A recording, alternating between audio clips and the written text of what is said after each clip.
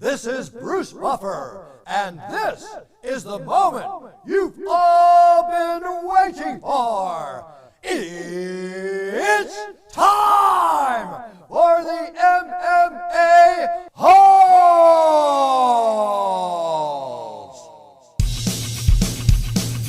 Mixed martial a-holes. MMA-Holes, MMA-Holes, MMA-Holes, MMA-Holes, MMA-Holes. You like to be a mixed martial a-hole.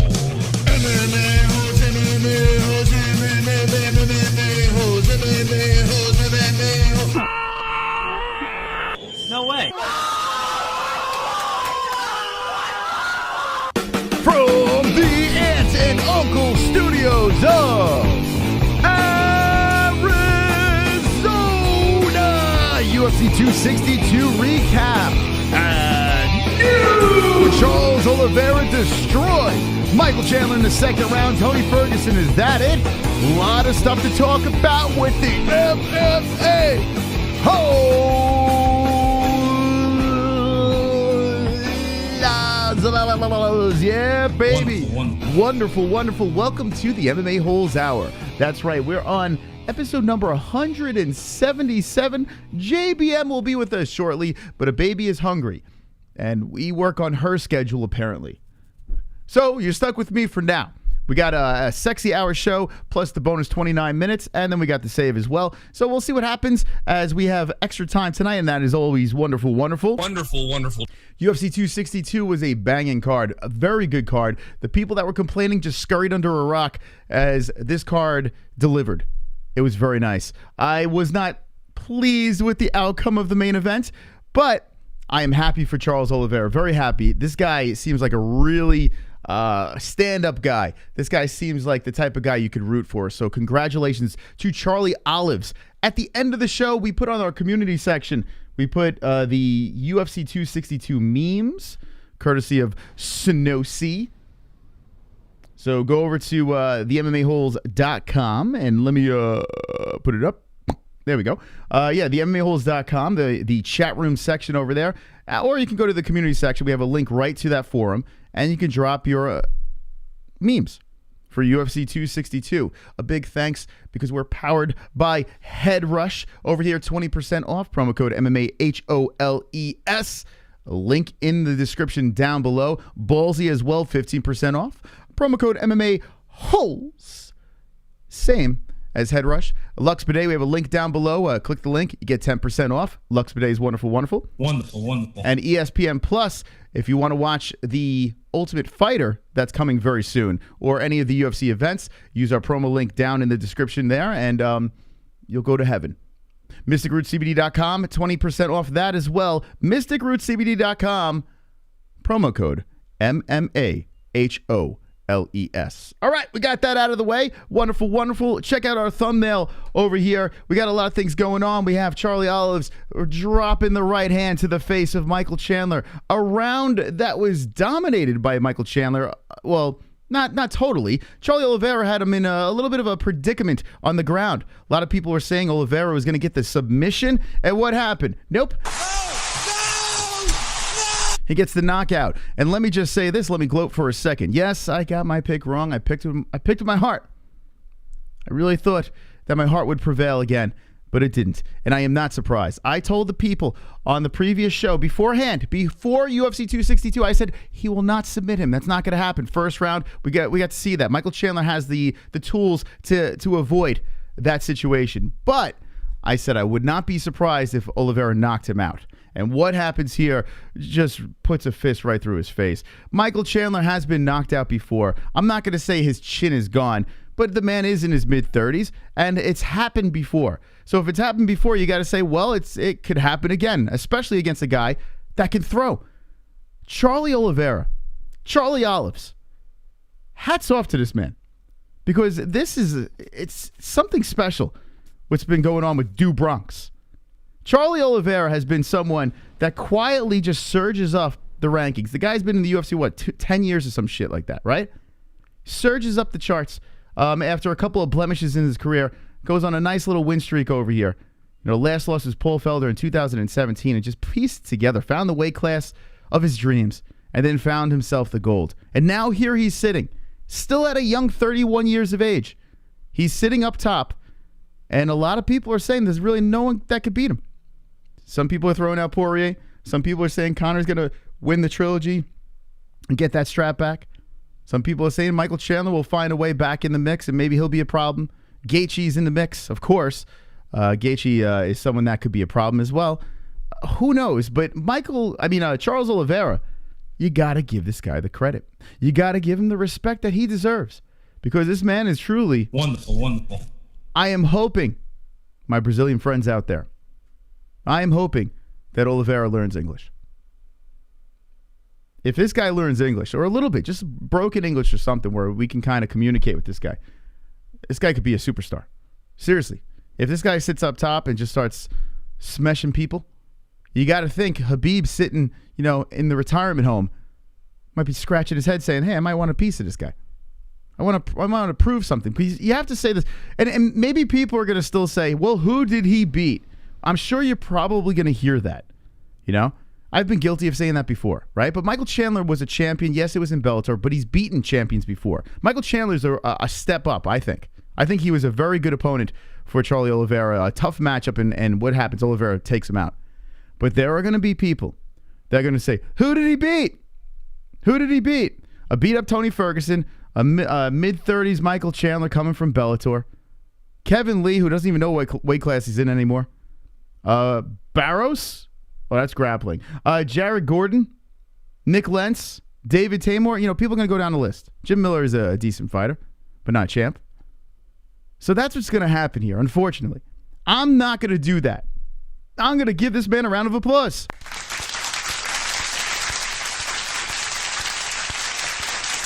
I'm going to give this man the respect that he deserves.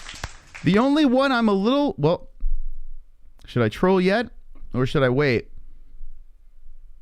But Dustin Poirier is a guy that could be problematic for Charlie Oliveira. When I look at the rankings, Dustin Poirier is a guy that just stands out.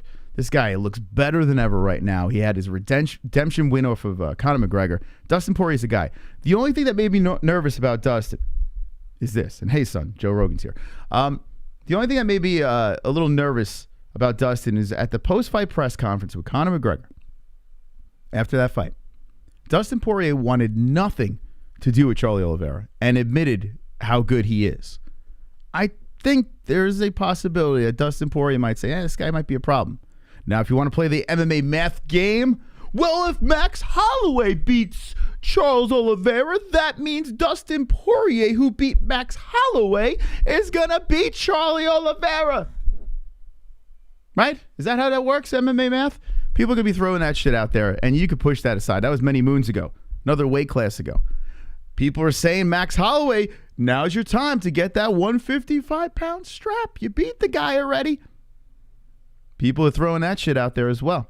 I don't know if I'm quite believing this. I think Charlie Oliveira is the real deal. I do. I really do think he's the real deal. I think there could be problems up there, but I think it's time we start picking this man. I think it's time that we give this man the respect that he deserves.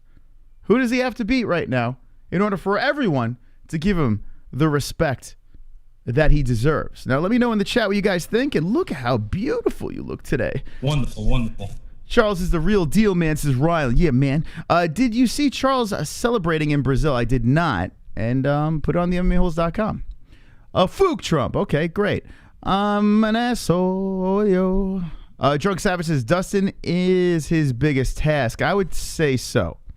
Especially if you're playing that MMA math game. But Dustin Poirier looks like a man possessed right now. I'm not saying Dustin Poirier beats Khabib if Khabib ever came back, but has a very good chance of beating Oliveira. Oliveira needs to beat Poirier to be the best. So that's all you need to see, right, Ans? Moss, Tony versus Nick. What you saying? Tony versus Nick. Tony versus Nick Diaz? Is that what you're trying to say?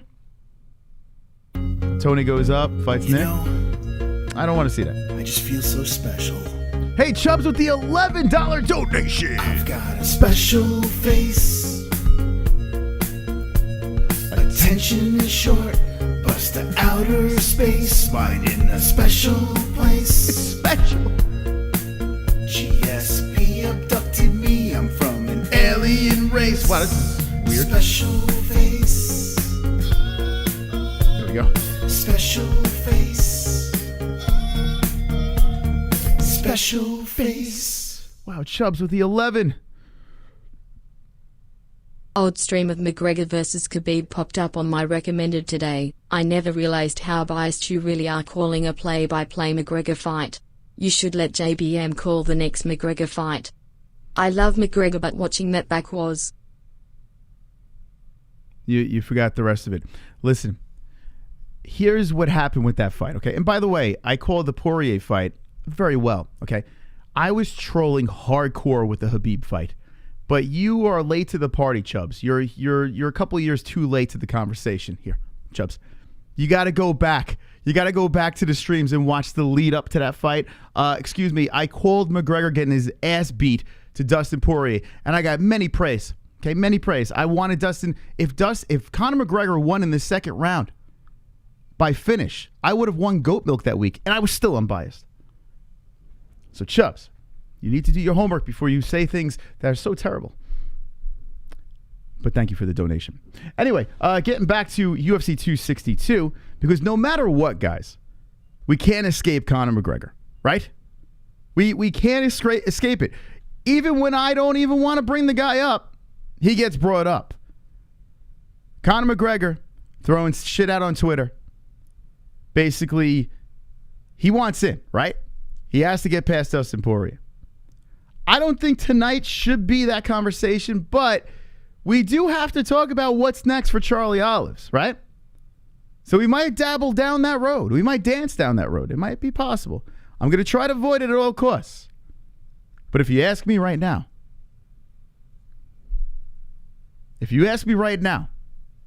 who's going to win in the trilogy fight? Well, I think we all know the answer. He's got a penis down there, and I like what I see. Mr. Smokey. Pee-pee. He's got a penis down there, and I like what I see. Pee-pee. Where is it? He's got a penis down there, and I like what I see. I like it. Pee-pee.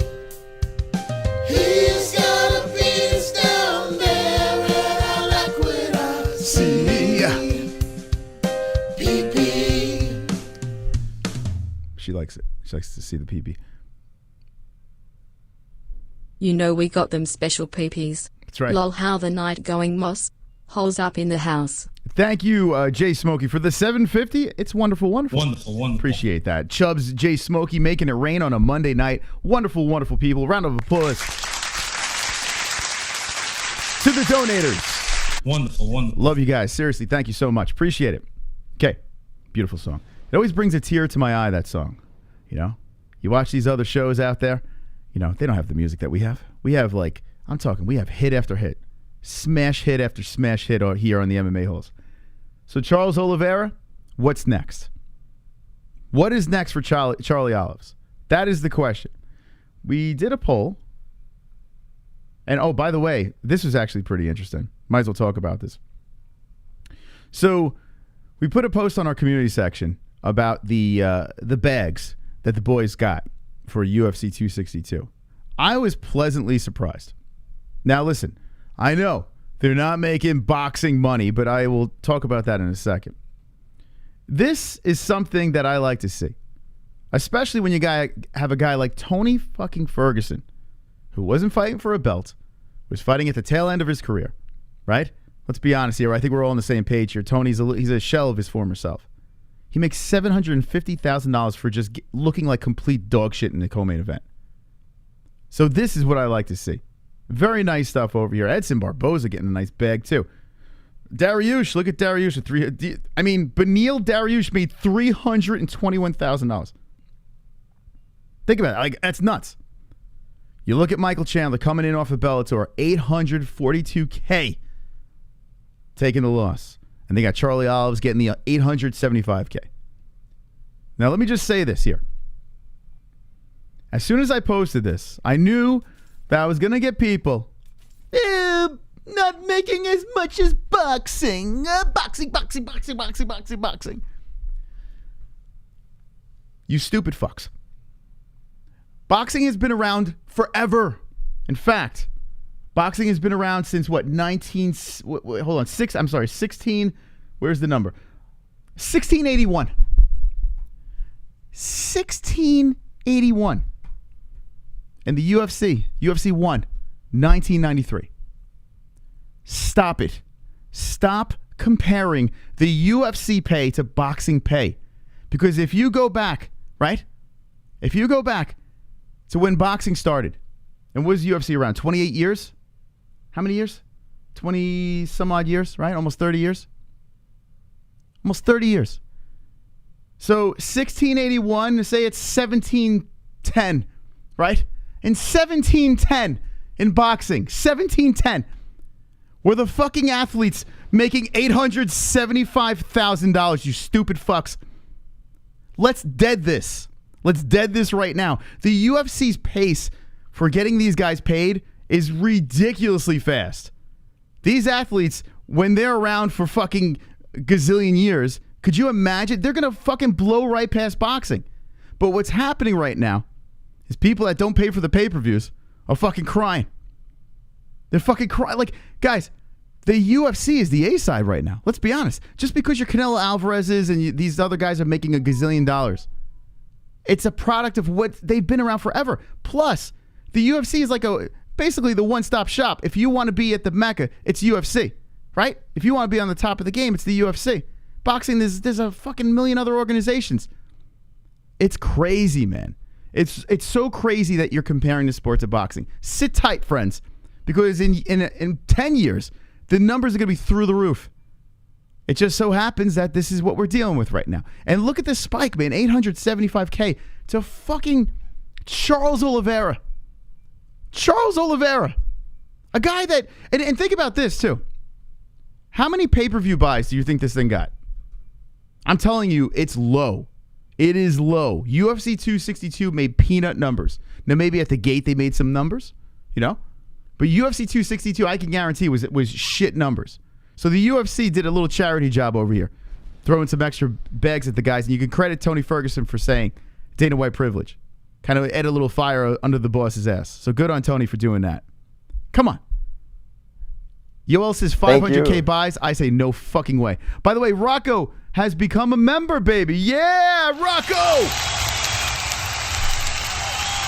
Actually, I'm sorry. Rocco's been a member for 2 months in a row. Why does that alert come up? But thank you, Rocco, for 2 months in a row. Thank you. Wonderful. Stop it. Stop comparing. I don't understand. Like, stop it. Stop it. We all know MMA is better than boxing, right? We all know that. Hit me with the ones in the chat if we all know that. We all know that. MMA is better than boxing. But for some reason, people just want to cry and complain. And the majority of those people didn't even buy the freaking pay-per-view. Wednesday night, we probably will know what the numbers are. You know, the pay-per-view numbers. I guarantee they're low. I think they're under 500K buys. Honestly, I think it's under 500K buys. I don't think this thing did well on pay-per-views. I'm just going to say it. I'd rather watch Chukagian fights over boxing, guys. That's what I'd rather watch. Let's go to the chat. UFC, right now, MMA is better. It is. And it's so young. 20 some odd years, almost 30 years, right? Still young. And think about what the UFC is doing right now. It's crazy. It's absolutely crazy with you. This is a good time, man. Like, even if you're getting into the sport now, like I thought I got into the sport late, but the sport only started in 1993, right? Think about this. It only started in 1993. So we're literally, even if you're jumping on the sport now, this is the infant stages. This is the young era of the UFC. It's just going to go up. You know, boxing, I feel like it's kind of plateaued. It's in a point right now where you got Triller and you got Jake Paul and you got these knuckleheads trying to make it interesting. The UFC's not like that. They're putting out fights like this and paying these guys this amount of money. It's nuts. I'm sure a lot of casual fans did not tune into this. Anyway, let me get out of this fucking hellhole of it. Like, it's just like, I thought it was cool. I was, hey, these guys are making some money. And then everyone's like, boxing. Anyway, with Charles Oliveira as king of 155, who do you predict will be his next opponent? We did a community poll over here. We got 1.7 thousand votes, so shout out to the people that voted on this thing. And 53% say Dustin Poirier. 53% say Dustin Poirier. And you know what? I'm with him. That seems like it's fair. Like if I was betting on who would be the next guy, Dustin Poirier would make a lot of sense. The only thing that concerns me is Conor's going to win, one. And two, Dustin Poirier seems like he don't want to fight.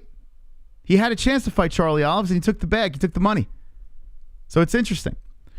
We threw over here a Logan Got Your Hat poll. We threw this on the old poll over here. And people just take the bait. I tell you what, man. You guys got to stop taking the fucking bait. I know the difference between Jake and Logan Paul. I know the difference between the guys. But I wanted to see if you would make the conversation about fucking Logan Paul or Jake Paul's name or actually the poll. And majority of the people in the comment section start talking about the Paul brothers. That goes to show you boxing shit. Wonderful. Shit. The glove touch. The thing is, no one cares about the 6th ranked WBO boxer at super duper heavy featherweight. No one likes boxing. There are only like 10 big stars in boxing. Anyway, my point is that the schmo is a big little queer faggy boy and is a big faggot. Fuck him. There we go. I agree with everything you said. Thank you, Glove Touch. Thank you for being wonderful. Wonderful. And congratulations to your girl getting the dub. That was a nice win. So this whole boxing conversation, let's just throw it aside. It's crazy, man. And we all know that the undercard boxers are making less than the undercard UFC boxers, right?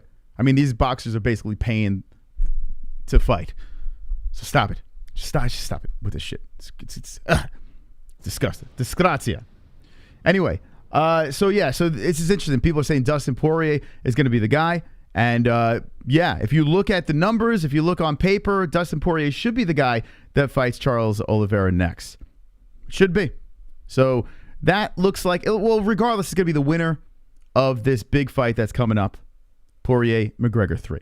That is the one. Now, if you ask the Mystical who he's going to pick, of course I'm going with the Olays. Because this is all I got right now. Conor loses this fight, I'm done.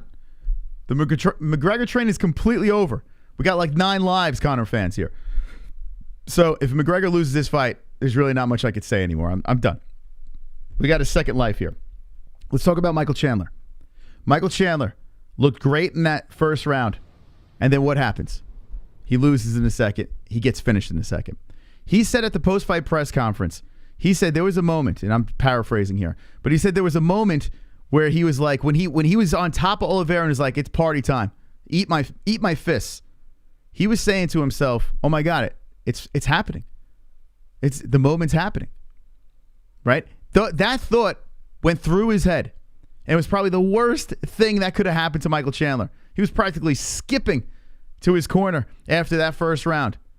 You know, he gets out of the submission attempts and he just trots over to the corner saying, hey man, I almost finished this motherfucker. I'm about to finish him in this round. And what happens? He gets cracked. He gets cracked by Charlie Olives, and then that's it. So I want to ask you in the chat here, okay? Before we ask what's next for Michael Chandler, I want to ask you, do you think that was it? Michael Chandler in his mid-30s. Do you think that this was his shot? He peaked. He got the title on a plate right in front of him. Do you think that this was his last chance to get that belt? Because I got to be honest with you. A lot of people are going to say, well, just knock the fucking guy out. That's what you got to do. You got to knock him out. You got to weather the first round and knock the fool out, right? I think when you have Gaethje, we got Conor, we got Dustin, we got all these guys at top, and you have, of course, the champion here. Everyone could knock him out, right? I mean, you can make an argument that any fighter can knock out Michael Chandler. Is this it? Is this it for Little Mike, Iron Mike? The man who was going to do it for the manlets has failed. Let me know in the chat. All right. D-Rest Angle. Now I'm confused. It's 2 D-Rest. Wonderful. Gainoto. Jesse, you're right about more people knowing about Paul brothers because combat sports is plagued by short attention span super casual just bleed fans. Everyone looking for the next undefeated fighter to board. Yeah. I think, well, you got to also take into consideration Jake Paul's got a gazillion followers and minions on social media, YouTube, whatever. So he brings that circus over too. So you have the casual fans that see this receding hairlines guy just with a lisp trotting around, knocking out people. You know, I mean, it's a circus. There are people that are casual fans that want to see that. There are the YouTube, there's the youth, there's the trolls out there that like that shit talking thing. There are MMA fans that maybe didn't like Ben Askren. There's MMA fans that want to see this guy lose, so they pay for this thing. So everyone gets involved in this, and I'm cool with it. I'm cool with Triller. I gotta say, man, I know it's a circus, I know it's a shit show, but it is what it is. It's aware of what it is. It made fun of itself with a slap contest and the dopey songs trying to get in, you know, the misses to watch, your girlfriends, you know, your gay lovers, I don't know, want to watch it. You know, Justin Bieber trot around. They're doing something for everybody. It was realistic of what it was. Comedians running around making jokes. So I don't know. I can't really criticize it. Now, Dana White, he seems like at the post-fight press conference, I got to say this. To me, he seemed like he was threatened by it. He's like, stop contacting me. I don't want anything to do with you guys. You knuckleheads. Do whatever you want to do over there. I don't care. Right? And the way he's saying this, to me, leads me to believe that he's a little shook.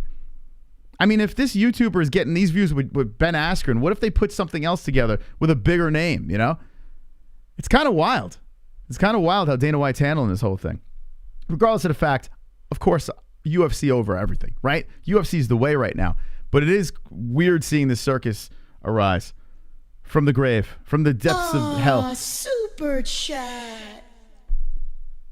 We gotta stop the boxing versus MMA stuff. Both are good, both got their stars. As long as combat sports is red hot, we should all be happy. You know what, Devon? I'm kind of with you on that. Boxing has their thing. The UFC has their thing. The problem is you have guys like De La Hoya, and then you got Dana White. You got Bob Arum, you got Dana White. They don't like each other, and they're talking shit. The media's pulling this beef between the two out. So what's happening? People are capitalizing on this. That's the problem. If Dana White was saying nice things about boxing, and I guess De La Hoya was saying nice things, or Bob Arum was saying nice things about Dana White, we wouldn't have any of this shit. But that's the problem. You got the bosses yapping at each other. You know, you got Floyd Mayweather, who is like, you know, boxing superstar. I know his best days are probably long gone, even though he's still got a little left, right? He's going to beat up a Paul brother. But you got Floyd Mayweather yapping. So the thing is, if the people up top are throwing it out there, I mean, what do we expect? You know, Dana's going at Oscar, Oscar's going at Dana, this one's going at that one's going at this one, you know? And it's good press if you think about it, right? It, like, your name is in the news. People that don't know what MMA is, now they're tuning in. Boxing, the same thing. Like, maybe MMA fans are going over to boxing and casual fans. So who the fuck knows? I don't know. All I know is this. I'm down with a circus. I'm down. Would I like to see it separate? Yeah. But if they throw a circus at me, I'm in. I'm shoving popcorn in my mouth, and I'm going for it. So we're just going to have to evolve with this shit, I guess. I don't know. Wonderful, wonderful. Fuck ARIEL HELWANI. I hate that bitch. Also, people hating on Chandler for getting dinged. This is a championship fight against one of the best fighters in the world. Anybody at this level is capable of catching someone. Yes. Chandler got caught. I'm with you, man. I'm with you. I'm not going to say his chin's gone. I'm not going to call him Michael Chandler. I'm not doing it. I'm still going to ride the Mikey train. Now, of course, if Connor's fighting him, you know where I'm going. But if Chandler's fighting Poirier, I'm going to try to find an argument. Or I'm going to pick Chandler or something. I don't know if I will, but I'm going to try to find that angle. I like Chandler. I like him a lot. And I would love to see him fight again for that belt. So I wish this guy the best of luck. I like what he's done, how he jumped into the UFC, and they gave him 2 fights, and, you know, here he is. So I hope he bounces back. I really do. Family man, the whole deal. I think both of these guys are very likable guys. I could see how people don't like Chandler with how confident he is. Maybe he comes across as a little smug. Maybe people can't, you know, sink their teeth into that, whatever. But yeah, I think, you know, people are going to meme him, Chandler, you know. They're going to say, that's it. This guy's chin's gone. He's way past his prime, blah, blah, blah. You're going to hear all those narratives. So let's see. We got to find out what happens. I mean, if Chandler gets knocked out in his next fight, people are going to be leaping off the Chandler train. And Chandler might say, hey, you know what? My best days are behind me. I might want to bow out. Who knows? Another terrible loss by Michael Chandler could be devastating. So Chandler needs a win, and it's going to be interesting to see who they throw against him. And speaking of that, who are they going to throw against Michael Chandler? Let's talk about this. I want to hear your thoughts as Jesse is feeding some babes. Let's chat away. Who is next for Michael Chandler? Now, we're looking over here to the rankings. And by the way, we are opening up phone lines. We got 29 extra minutes. If you want to extend it, with 5 minutes left in the show, we will do that. And thank you guys for joining us. Hit that, smash the like button, friends. Let's get to 200 likes here and catapult us into the algorithm. All right, where is he? Where is he? Where is he? What am I doing here? All right, so I didn't put Charlie Olives here yet. All right, so the initial thing, the immediate thing is Justin Gaethje, right? Is that what we're going with? Yeah, I'm looking at the chat. Justin Gaethje. Look at this. Let me tell you something. Let me just do this real quick. All right, I hope I saved it. Shit, man. That was crazy. Did I save it? All right, I saved it. Motherfucker, that was nuts. Try to load something up and shit went down. All right, we're good. Shit. All right, we're in. We're in. All right.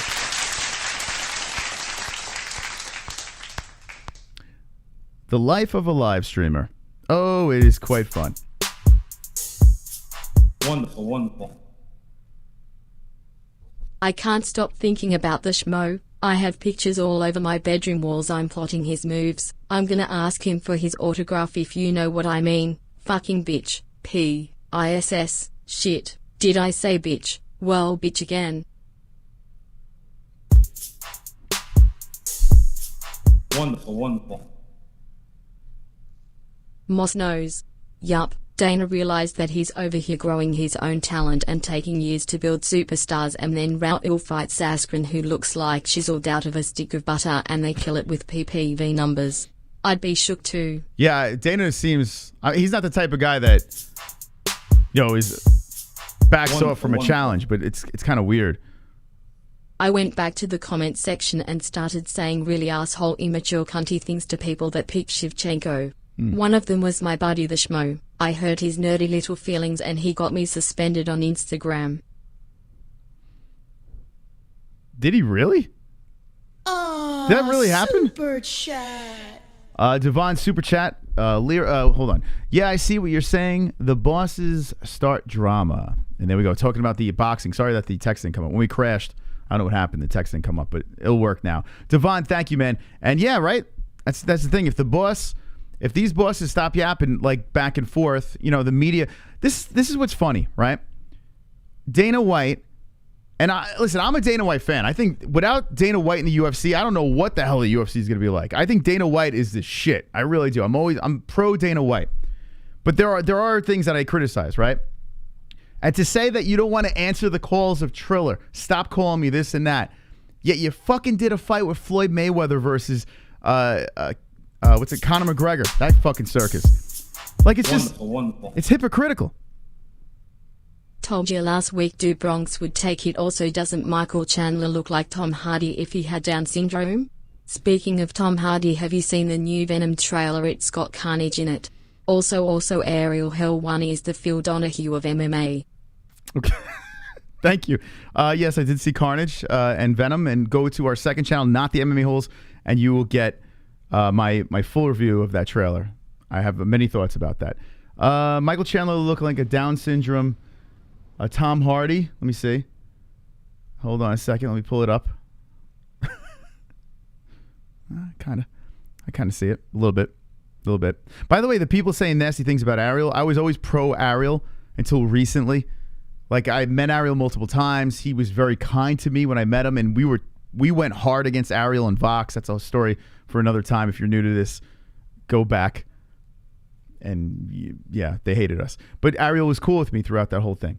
His people, his bosses didn't like me, but Ariel was cool. And then all of a sudden, he kind of got weird in an interview and said some things that weren't true about us.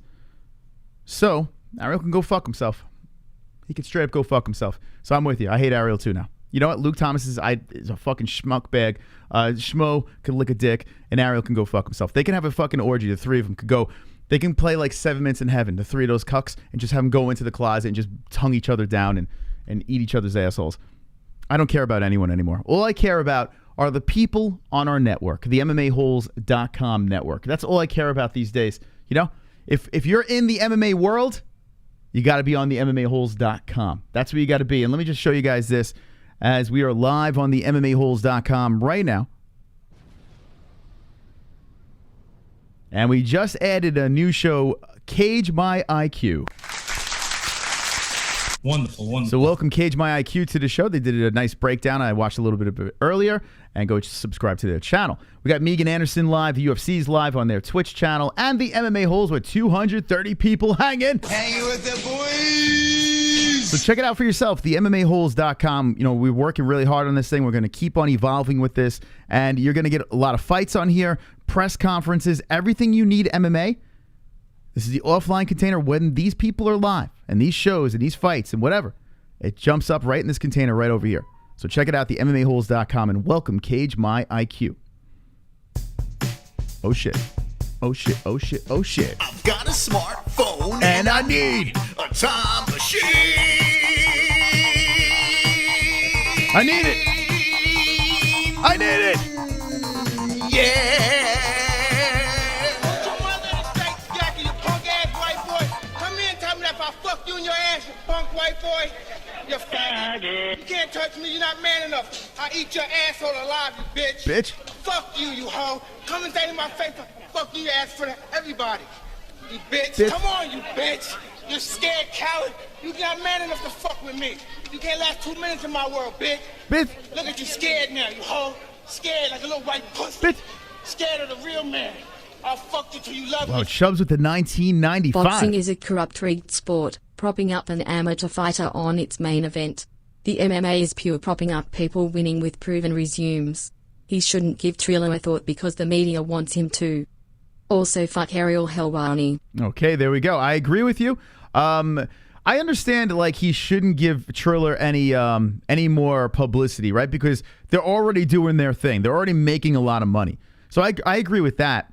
My problem is that this is like, I feel like the way he's handling this, handling the media, and handling the Triller situation, he's just sticking his foot in his mouth over and over again. He's talking to Mike Tyson that he wants to bet $1 million on Ben Askren, right? This is Dana White talking about this. Now, he could have nipped it in the butt. He could have nipped the Triller thing in the butt when he was talking to Mike Tyson, when he was doing these YouTube shows out there. But Dana didn't. He played along. He's like, yeah, I'm going to bet this and this and that. And then all of a sudden, Triller happens, right? Hear me out. Triller happens. Jake Paul fights Ben Askren. And then what does Dana White do? As soon as he sees the numbers, I don't want anything to do with that.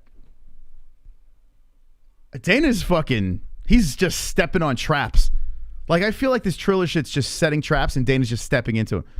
So I don't know what he's going to, if you can't beat him, join him or just ignore him. I don't know what he's going to do, but he's got to stop answering the questions then, right? If he wants to just stop answering the fucking questions altogether. But he's still entertaining it. He's still answering the questions. I guess stop it or embrace it. I don't know what you want me to say. But it just seems like he's being hypocritical. Super chat. Jake Paul, the face of Triller. Dana needs to focus on a MMA crossover fight facts. He needs to focus on an MMA crossover fight. So what do you mean by that? Like crossover of boxing? I mean, listen, as an MMA fan, I don't, like, when it comes to the UFC, I don't want to see anyone go over to boxing and box and get embarrassed. Because let's be honest, when you're just focusing on one aspect of martial arts or combat, right? You're going to be good at that. Like, if you're a jiu-jitsu guy and you're fighting a boxer, but you're fighting in a jiu-jitsu tournament, the jiu-jitsu guy's going to win, right? That's all he does. The jiu-jitsu guy's going to just fucking win that thing. You're fighting. Like, it's the same thing with boxing. With MMA, it's just an open world, right? It's just a fight. It's a pure fucking fight. It's not the sweet science. It's like you go in there and you use every part of your fucking body to win. So an MMA guy going over there being handcuffed and just doing certain things, of course the boxer's going to win. That's how it works. So, I mean, I get it. It's not like, oh, they're the superior. Like, Mayweather's the superior athlete because he beat Conor McGregor. No, Conor McGregor would fuck him up in MMA. Even if you're not a Conor fan, I think we can agree on that, right? When it comes to mixed martial arts, Conor would fuck him up. But in the boxing world, you could take the best UFC fighters out, they're going to lose. They're just going to straight up lose. Now, what's a fight that I want to see? If you're asking me boxing versus MMA, what is a fight that I want to see? Deontay Wilder versus Francis Ngannou is the only boxing fight that I would want to see, because let's be honest, Deontay Wilder's not a good boxer. He just has a bomb in his fucking hand. That's it. That's the fight. Other than that, they could all suck a dick. They could all suck a dick. And if they throw a circus, super chat. we'll be here to laugh at it. Cyborg versus Nunez 2. I would like to see that. Oh, so is that what you're talking about? Okay, so you're talking about, yes. Well, I would like to see that, but Dana's not going to play with Bellator. He's just going to take their guy, and then that's it. Like, or their girl, and whoever is a star in Bellator, contracts up, Dana's going to swoop in and get him. Francis isn't a good boxer. Neither is Deontay Wilder. Deontay Wilder. Not Anthony Joshua, not Tyson Fury. Those guys would destroy Francis Ngannou. Deontay Wilder. Watching this man box, he is not a good boxer. He is not. But he loses every fight, but just knocks his opponent out. He just cracks him. So it would be interesting. That would be the only thing. Bomb Squad. There you are in the chat. That's the only thing. If you're going to come at me, she's still up? All right, well, let's bring her on. If you're going to come at me with boxing, that's the only thing I want to see. Other than that, I don't give a fuck. I don't care. I mean, if it's a circus, we'll react and have a little fun with it, but it's not like something I need to see. All right, let's get out of boxing here. Let's abort mission. Wonderful. Here comes Chubbs. Chubbs going crazy tonight.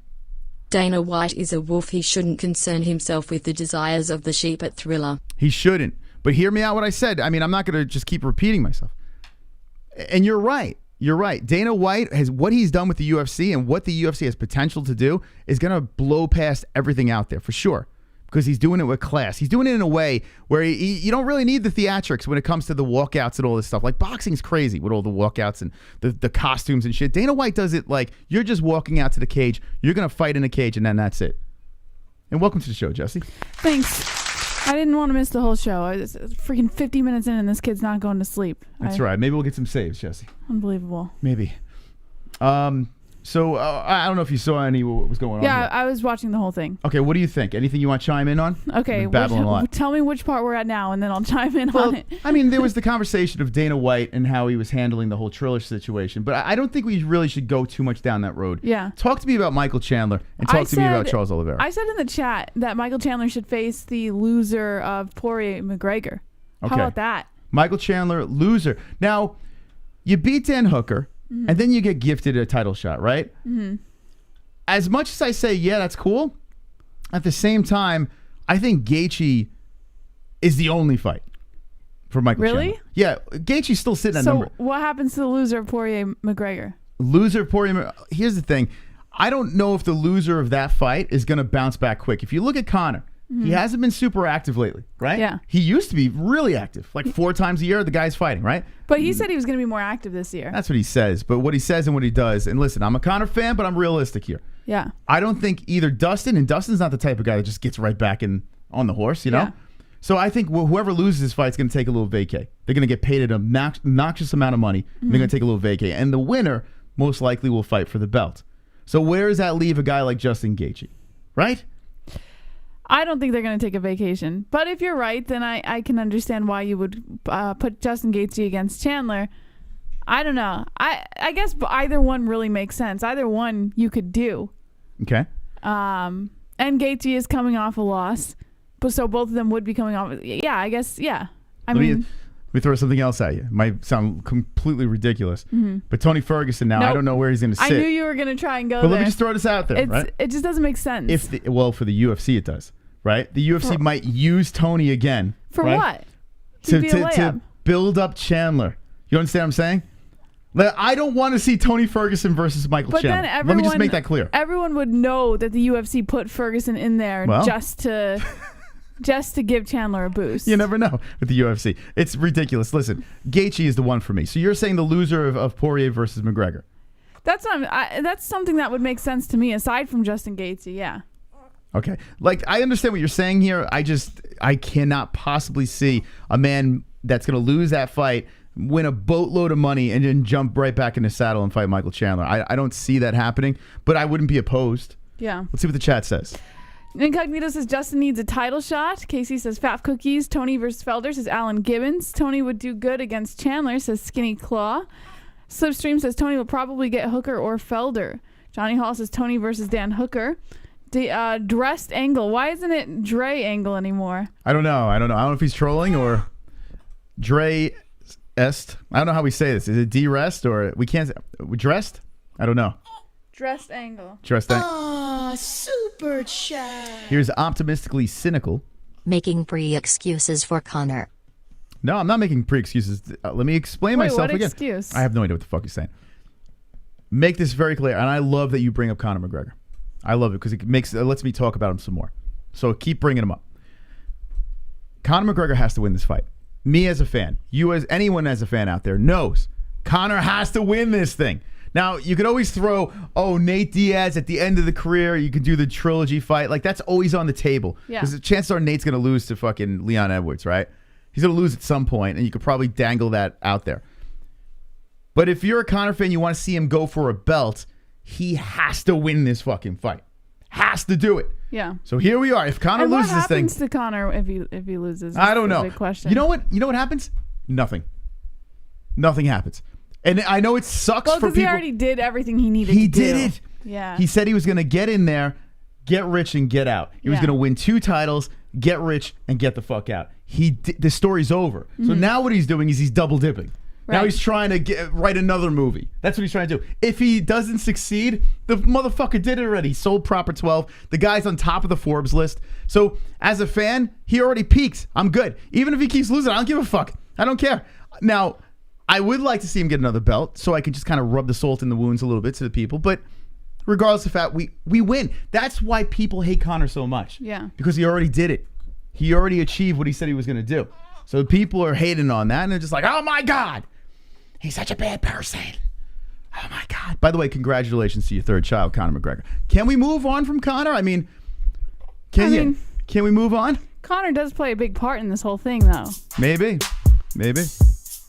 Wonderful, wonderful. Keep bringing him up.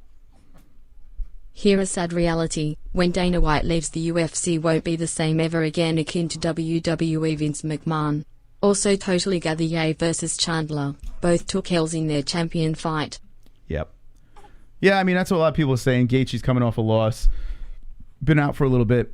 Fight at Michael Chandler. Why not? And you know what? Whoever wins that fight, you're kind of right back in the mix. Yeah. So that's a perfect fight. And by the way, someone threw Hooker versus Ferguson. I love it. That's great. Make it happen. If Tony wants to keep going, which Dana White doesn't sound too thrilled about it. I mean, do you think Tony's going to keep going? I mean, listen, I don't want to yell. I do have a statement from him following his loss. All right, let's roll into that. He said, hold on, let me just say exactly what he said. It's on his Instagram. He wrote, I don't know if this was before or after, actually. Yeah, this is after. This is the reaction. On Instagram, he said... Hold on a second. Wonderful. Let's get Colby up in this. Off topic, but what do you think is next for Barboza? My opinion, you Rodriguez Zabit. Zabit's gone. He's off the rankings. Like, I think Zabit retired. I think he's done. Right? Did we do a story on that? We did a story on him being off the rankings, but we didn't do a story on He had like some medical thing or some shit, and yeah, I think he's done. I honestly think Zabit's done. Oh, I didn't know about the medical Yeah, thing. which is kind of crazy. Yeah. So basically on Tony Ferguson's Instagram, he said, UFC 262 CSO, I won't tap, 1 day of reflection. Yeah, 1 day of reflection. That's it. That's all he said. Okay. Makes sense, right? Coming from where is it? Ferguson. There he is. It's on his Instagram. So 1 day. That's it? That's all he needs? 1 day of reflection, Okay. he said. Yeah, take some time off, man. You made a lot of money. And I'm proud of you guys. I'm proud of you guys. You did good. You did good. I know it's not boxing numbers, but you did good. Tony Ferguson made $750,000 in a 3-round co-main event where he looked like hot trash. Looked terrible. And credit to Dariush. We got to give credit to Dariush. By the way, poor Dariush. All he wants is a Tesla, Jess. That was a little cringe, but Elon Musk did respond. Did he? Oh, did he really? Yeah. What did he say?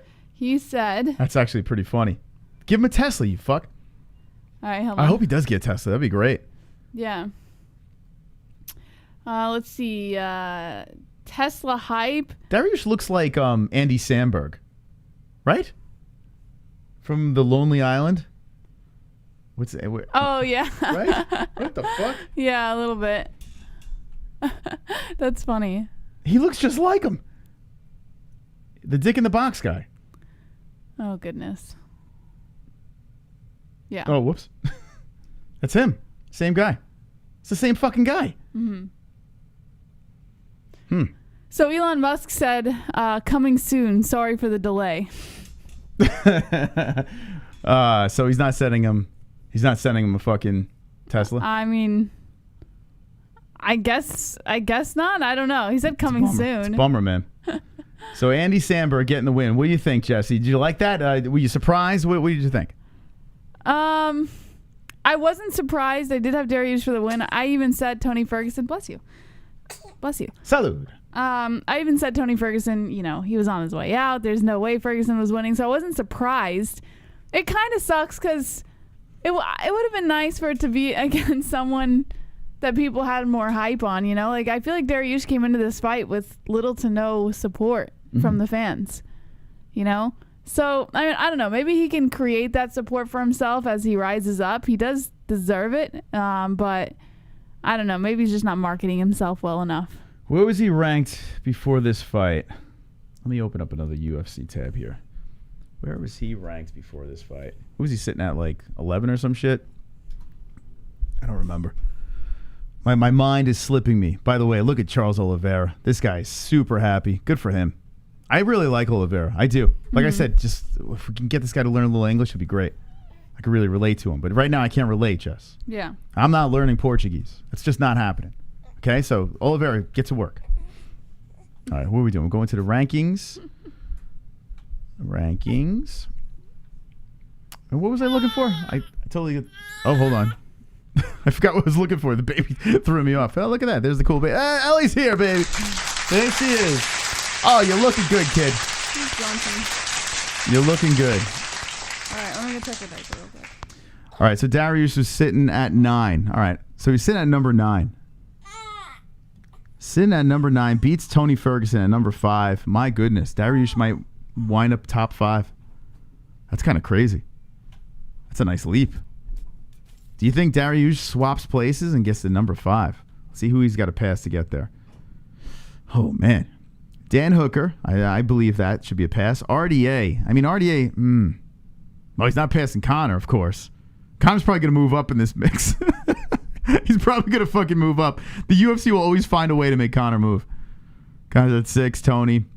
Man, I wonder if they're going to swap places. Not swap. Tony will just drop down a little. So, yeah, Dariush has a chance to be top 5. Wow, man. That's crazy. You think Dariush could be a champ? That's another one. A quiet guy just moving up the rankings. 24-1 for Beneil Dariush. Benny. Another guy, another nice guy, man. Like, it's kind of crazy. These guys are like, they're like sweethearts, man. Like, these guys that are coming up, it's nuts, man. They're all like super likable fighters. Wonderful, wonderful. The glove touch. If Cowboy stays at 170, then put him against Robbie Lawler. If it's at 155, then rematch Ferguson. I don't know what happened. They used to be so good. It's crazy. I don't want to be that guy, but I think all 3 guys have 1 fight left before it's that time. Yeah, it sucks to say, right? But Wonderful, wonderful. it's not far from the truth. They trying to have Elon send them a car. I'm trying to get Elon to send me to Mars on one of those SpaceX rocket ships. I want to be strapped to the outside of it too. Not buckle down inside like some pussy. Okay. Thank you, Uncle Chrome. Thank you. We also have Nick has been a member for 2 months in a row. Nick Byington, 132 members. Thank you so much, Nick, and all the members out there. Appreciate it. Kainodo. Wonderful, wonderful. People forget the days where a huge payday in the IFC was $10,000, then $20,000, then $50,000. Crying about MMA pay versus boxing pay is yet another way to flush these casual roaches out from where they hide at. Let them out themselves, Moss. Yeah, I know. Why am I trying to talk logic, right? It's just crazy. CBD. Thank you, Kainoto Chubbs. CBD. CBD. CBD. CBD. It helps with healing process and inflammation and stuff like that. So you wanted to get these for before or after the fight training and make your life a better This is a place. fun Monday night, guys. Conor McGregor is a world-class fighter in peak physical shape capable of caving in anyone's face. Anyone thinking he's going to lose to Dustin Poirier the same way twice is dreaming. First round KO by Conor. Whoa, my God!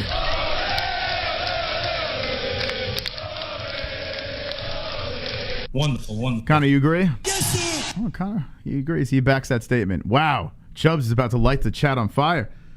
Thank you, Chubbs, for the donation. I firmly agree. All right, so Beneil Dariush. Someone in the chat, by the way, said he's not likable. I'm talking about, like, as a nice guy. Maybe you might not like his sense of humor or whatever, but he just seems like a nice guy, about to have a baby. He's a family man, the whole deal. Like, I think people can get into that. I don't know how you can see him not being likable. Maybe you don't like him on Brooklyn Nine-Nine. What's the name of the show? Okay, I'm sorry.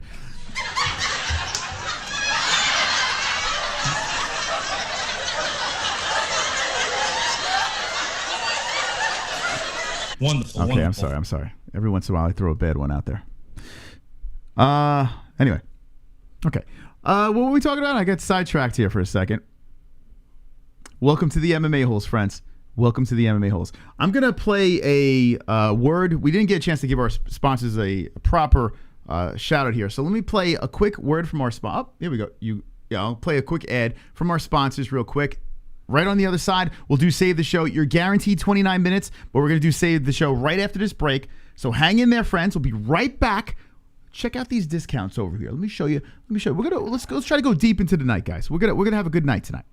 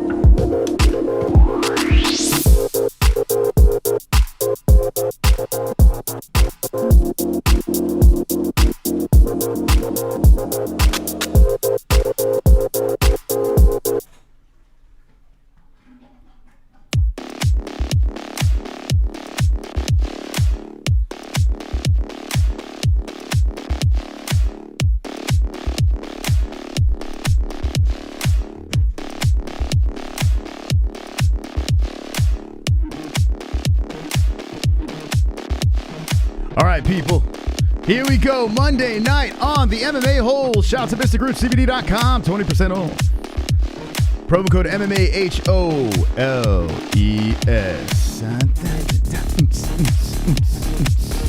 Yeah. Wonderful. All right. So this show went ridiculously fast. Now, good thing we have an extra 29 minutes to add. But we have more of the card to get to. So when we take the phone lines, let's get your thoughts on the rest of the card. We'll give you our thoughts as well. Let's do the save. Let's start the save up over here. If you want to be a hero, drop a donation, say save the show. And whatever you donate, we'll add that to the clock. And let's start the clock right now. Wonderful. Uncle Chrome. The minimum pay in the UFC for your first fight is $10K. If you win, it could be more than $20K. You think a boxer is making that much in their first fight? Them niggas in boxing gotta have like 20 fights before they can start making that much money. That is the truth. That is. Get out! Get out! Oh shit, D-Rest!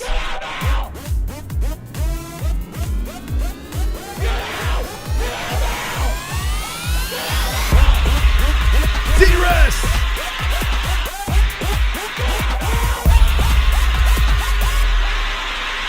Yeah, baby. Save the Kevin emotional support hotline. All right, we're extending the clock, baby. Extending the clock. So that's 9 plus 29. Yes, 38. All right, we got 38 minutes guaranteed over here. Extended of the show. Let's keep it going, guys. Let's see what else we got over here as we're trying to extend this puppy. Ellie! Ellie's in the chat.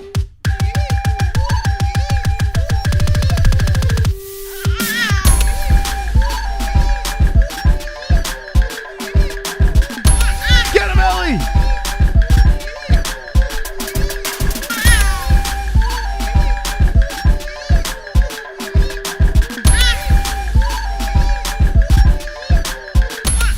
That's 16 more minutes. Fook HELWANI, Fook illegal streamers, and Fook de Mayweather save the show. All right, that is 54 more minutes to the show. $16 donation. Wow. Thank you, guys. Thank you. Joe B, D-Rest, Uncle Chrome, Chubbs, Kainoto, Uncle Chrome, everyone that jumped in there. Glove Touch, thank you. Colby, thank you, everyone, for the donations. We have 2 minutes left. If you'd like to extend the show over 54 minutes, donate away, and we'll tack it onto the clock. I really appreciate your support. It's wonderful, wonderful. Wonderful, wonderful. All right, so we have other stuff on this card that we do have to touch on real quick as we are amidst the saves here. And thank you so much. Seriously, guys, appreciate it. Matt Schnell versus Rogerio Bontorin. Bontorin gets the win, the unanimous decision. A good fight. Good scrap between the two. The Caitlin Chukagian Araujo mess. Some people were complaining that they thought Chukagian didn't win, and I disagree. I thought Chukagian does what she does, right? She reminds me kind of like Merab Dvalishvili. Merab, you know you're guaranteed you're going to get that lay and pray. Well, not lay and pray. I shouldn't say that because he's pretty exciting. But you're going to get that decision off of Merab. Merab gives you the decision. If you bet, Merab will give you the decision. And usually Caitlin Chukagian's the same way, unless she's fighting Valentina Shevchenko or Jessica Andrade. But other than that, Shevchenko is going to be money on the decision. So I am not surprised by that situation going down and how it went down. But Chukagian's in a weird spot. You know, she's losing to the best and beating everyone else. This fight over here, Shane Burgos versus Edson Barboza. One of the weirdest things, they sent Shane to the hospital, and thank God they did. I mean, I don't know. It just seemed really odd how he got cracked and the way he had a delay and then stumbled back to the cage. It looked like his brain just shut down so late. I've never seen anything like it. But how about Edson Barboza? Now 2 in a row, 145, look out. Edson looks great at that weight class. So shout out to Edson Barboza getting the job done there over Mr. Burgos. So that was your main card. The prelims, Jacare Souza, a break of all breaks. This man's arm, it was just bad. It was really fucking bad. This thing snapped. You can hear it. You can see the way it just broke. It was just ugly to watch. Jacare Souza at 41 years old. Well, it might be that time too. Members in the chat, help me out. 33 more seconds left in the save. If you'd like to save, drop a donation. If not, no worries. We got 54 sexy minutes left in the show. Thank you very much. Wonderful, wonderful. Also, smash the like button. Oh, shit. We got another one at the buzzer. We got another one from the Chubbs. Another one. That's 7 more minutes. 7 more minutes.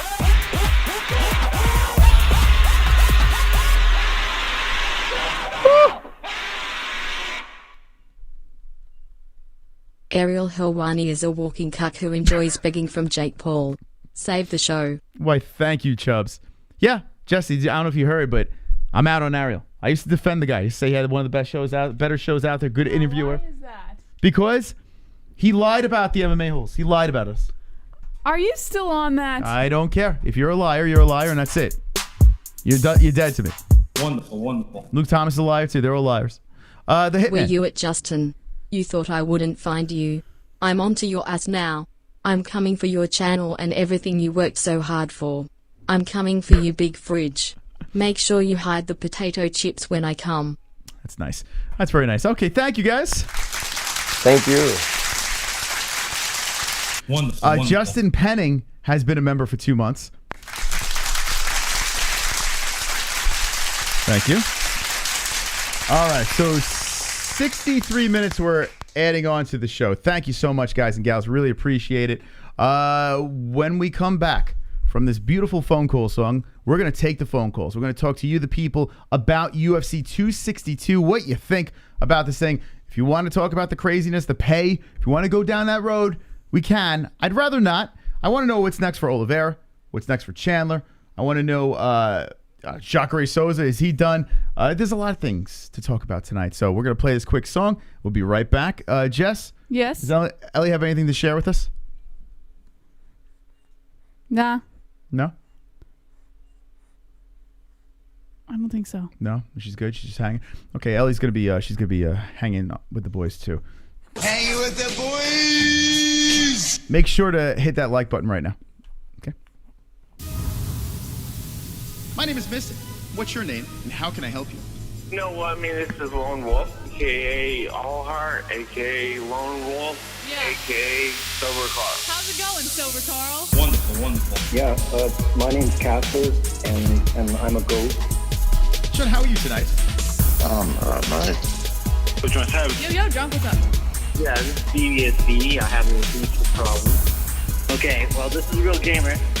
Man, your voice sounds a lot faggier on the phone. Hey, it's MJ, the artist formerly known as Kevin Lee. How you doing? Hey, my name's Dan. I got a question. So, Yo, Sanosi. What's up, Sanosi? What's up, you guys? It's Justin Jr. Hey, guys, it's Kevin from Denver. How you doing? Wonderful, wonderful. Hello, Mustafa. 832, you're live with the MMA-Holes. What's your name and what's on your mind? Hey, what's up? It's Pulse. What's up, Pulse? Hey, Pulse. Clock. Hey, it's good luck. Alexander. What am I, chopped liver? We're celebrating. Ole. Yeah, baby. 617, you're live with the MMA-Holes. What's your name and what's on your mind? Michael Anthony from Boston. No way! Michael Anzalone, you just gave me butterflies when I heard your voice. Michael, welcome to the show. Huh? It's the knitter. Hello, guys. How you doing? Hey, Jesse. Hit the like button, you folks. This is the double champ. Yeah, I want to talk to you. You know I'm not big on talking about fighters that much, but... That is Jeremiah. Hey, it's Kevin from Chicago. No, they got to talk about these fights real quick. It's Michael. Jesus Christ. I'm over here trying to stay awake and shit. Jesus. Oh, my God. Yeah, it was doing it for you, huh? Like, no one cares, Justin.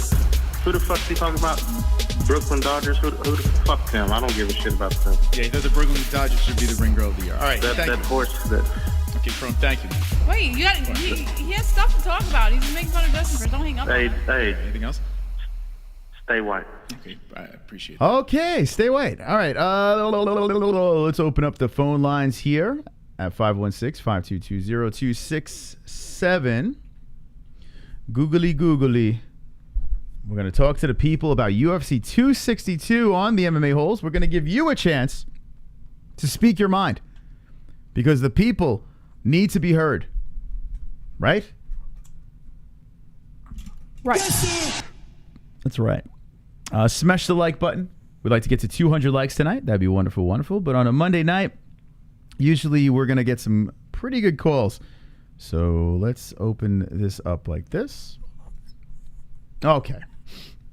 All righty. Google Voice. All right. So the number is 516-522-0267. Let's hear what's on your mind.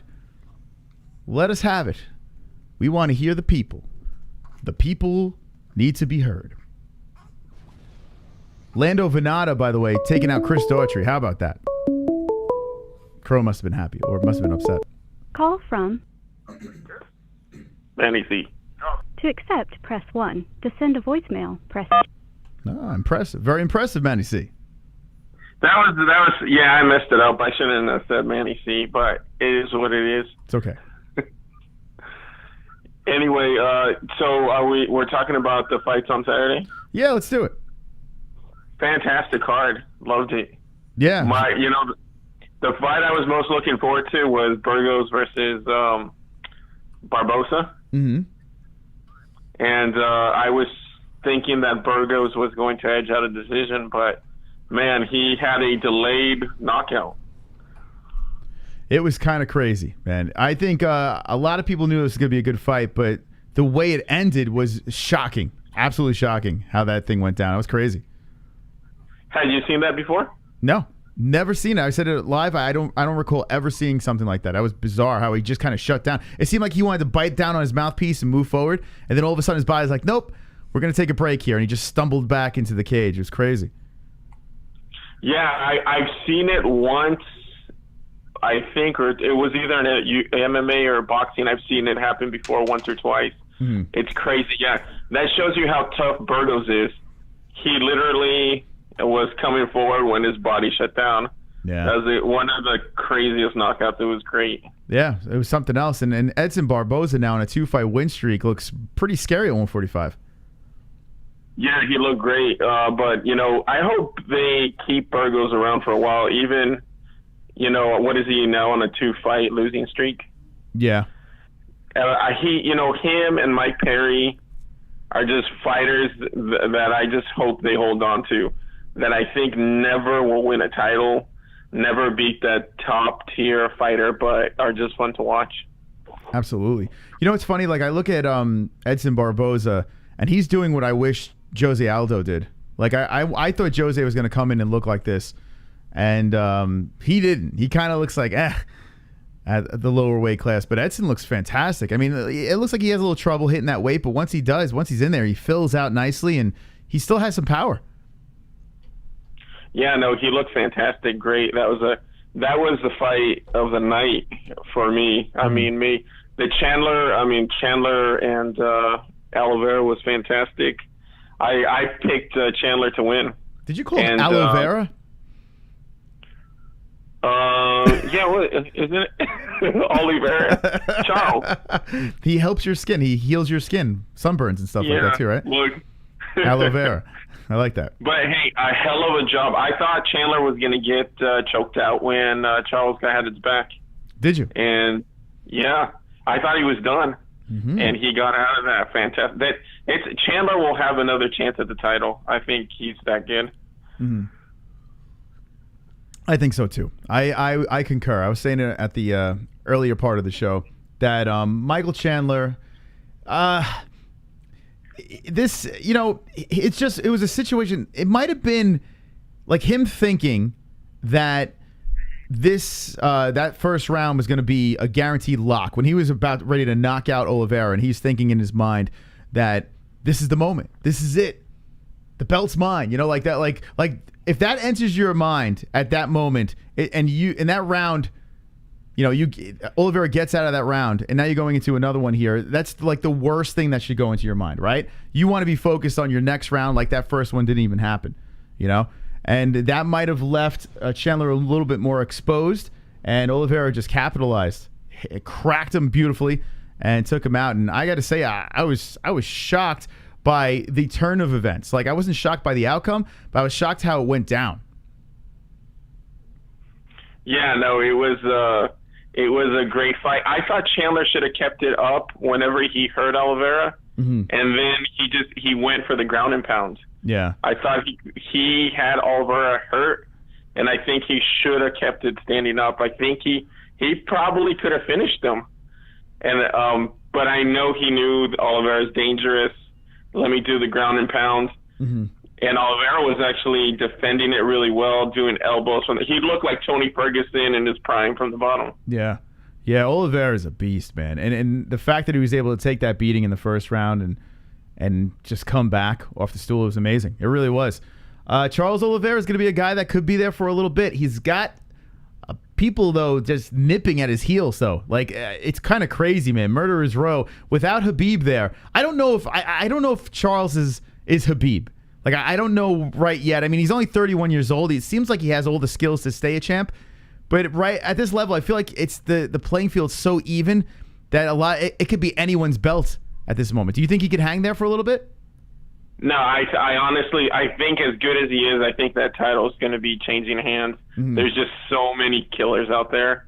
Yeah. I think it's going to be like 1-2 wins and then you're out. Someone game plans you perfectly and takes you out. Mm-hmm. I mean, he could have hit his stride. 31. He's still very young. He's probably in his prime right now. You know, he's been through it all. He's been through the losses. He's on a nice win streak, and who knows, man? I mean, Dustin Poirier seems like the guy that would be the toughest matchup for him. But other than that, I mean, I could see how Oliveira beats everybody. I really could make an argument, an easy argument. How I don't know why I went to Dariush, but I could make an easy argument that 155 might be in trouble. I don't know. It's weird. It's fascinating. Ever since Khabib left, the 155 is great again. Yeah, that seems to happen when there's like a super dominant fighter, and then they leave. It brings life to that division that was being suffocated by that. Kind of like what happened with like heavyweight with John Jones. Once he's gone, now you have Jan. Now you have exciting fights going on. Yeah. But I think Gaethje is going to be a hell of a fight for him if they get to fight. It is interesting. I'm curious to see, like, Gaethje seems like he don't want to play on the ground anymore. It seems like, he says it makes him tired. Like he said that many fights ago. And then you see what Khabib does to him. I guess that's the recipe there. Even though he's got the wrestling background, you have to think a Charles Oliveira, big, long, lanky jiu-jitsu guy that can win on the feet too. A scary opponent for Gaethje. Man, I think though, looking at these rankings, Dustin Poirier is the only guy that really stands out. Yeah, I agree. I think Dustin and Justin are but Dustin the most. But I mean, either of those fights are going to be really hard. Yeah. If he goes like next comes Dustin, man, I think Dustin beats him. Okay. I honestly do. All right. And I think Justin Gaethje would make it really tough, just as tough as the Chandler fight. Interesting. Yeah. But I'll let you leave because I know people. But, man, Tony, I saw a stat that said that he had only landed 34 strikes in the last 34 minutes that he's been in the cage. It's nuts. Yeah, it's nuts. So my math isn't very good, but that's one strike per minute. It's crazy. It's crazy, man. I don't know what Unless happened. you're Francis Ngannou, that's not going to win you fights. No, you're right. All right, Manny. Thanks for the call. All right. That's Manny C calling in. 516-522-0267. Is it the end of Tony Ferguson? El Kakui. Call from Bobby Bailey, Bobby Tony. Hello, Kevin from Chicago. How you doing? Hey, how you doing? I'm doing wonderful. Wonderful. What's on your mind? Let's see. So Tony Ferguson, I was always a Tony Ferguson fan. I always liked watching him fight.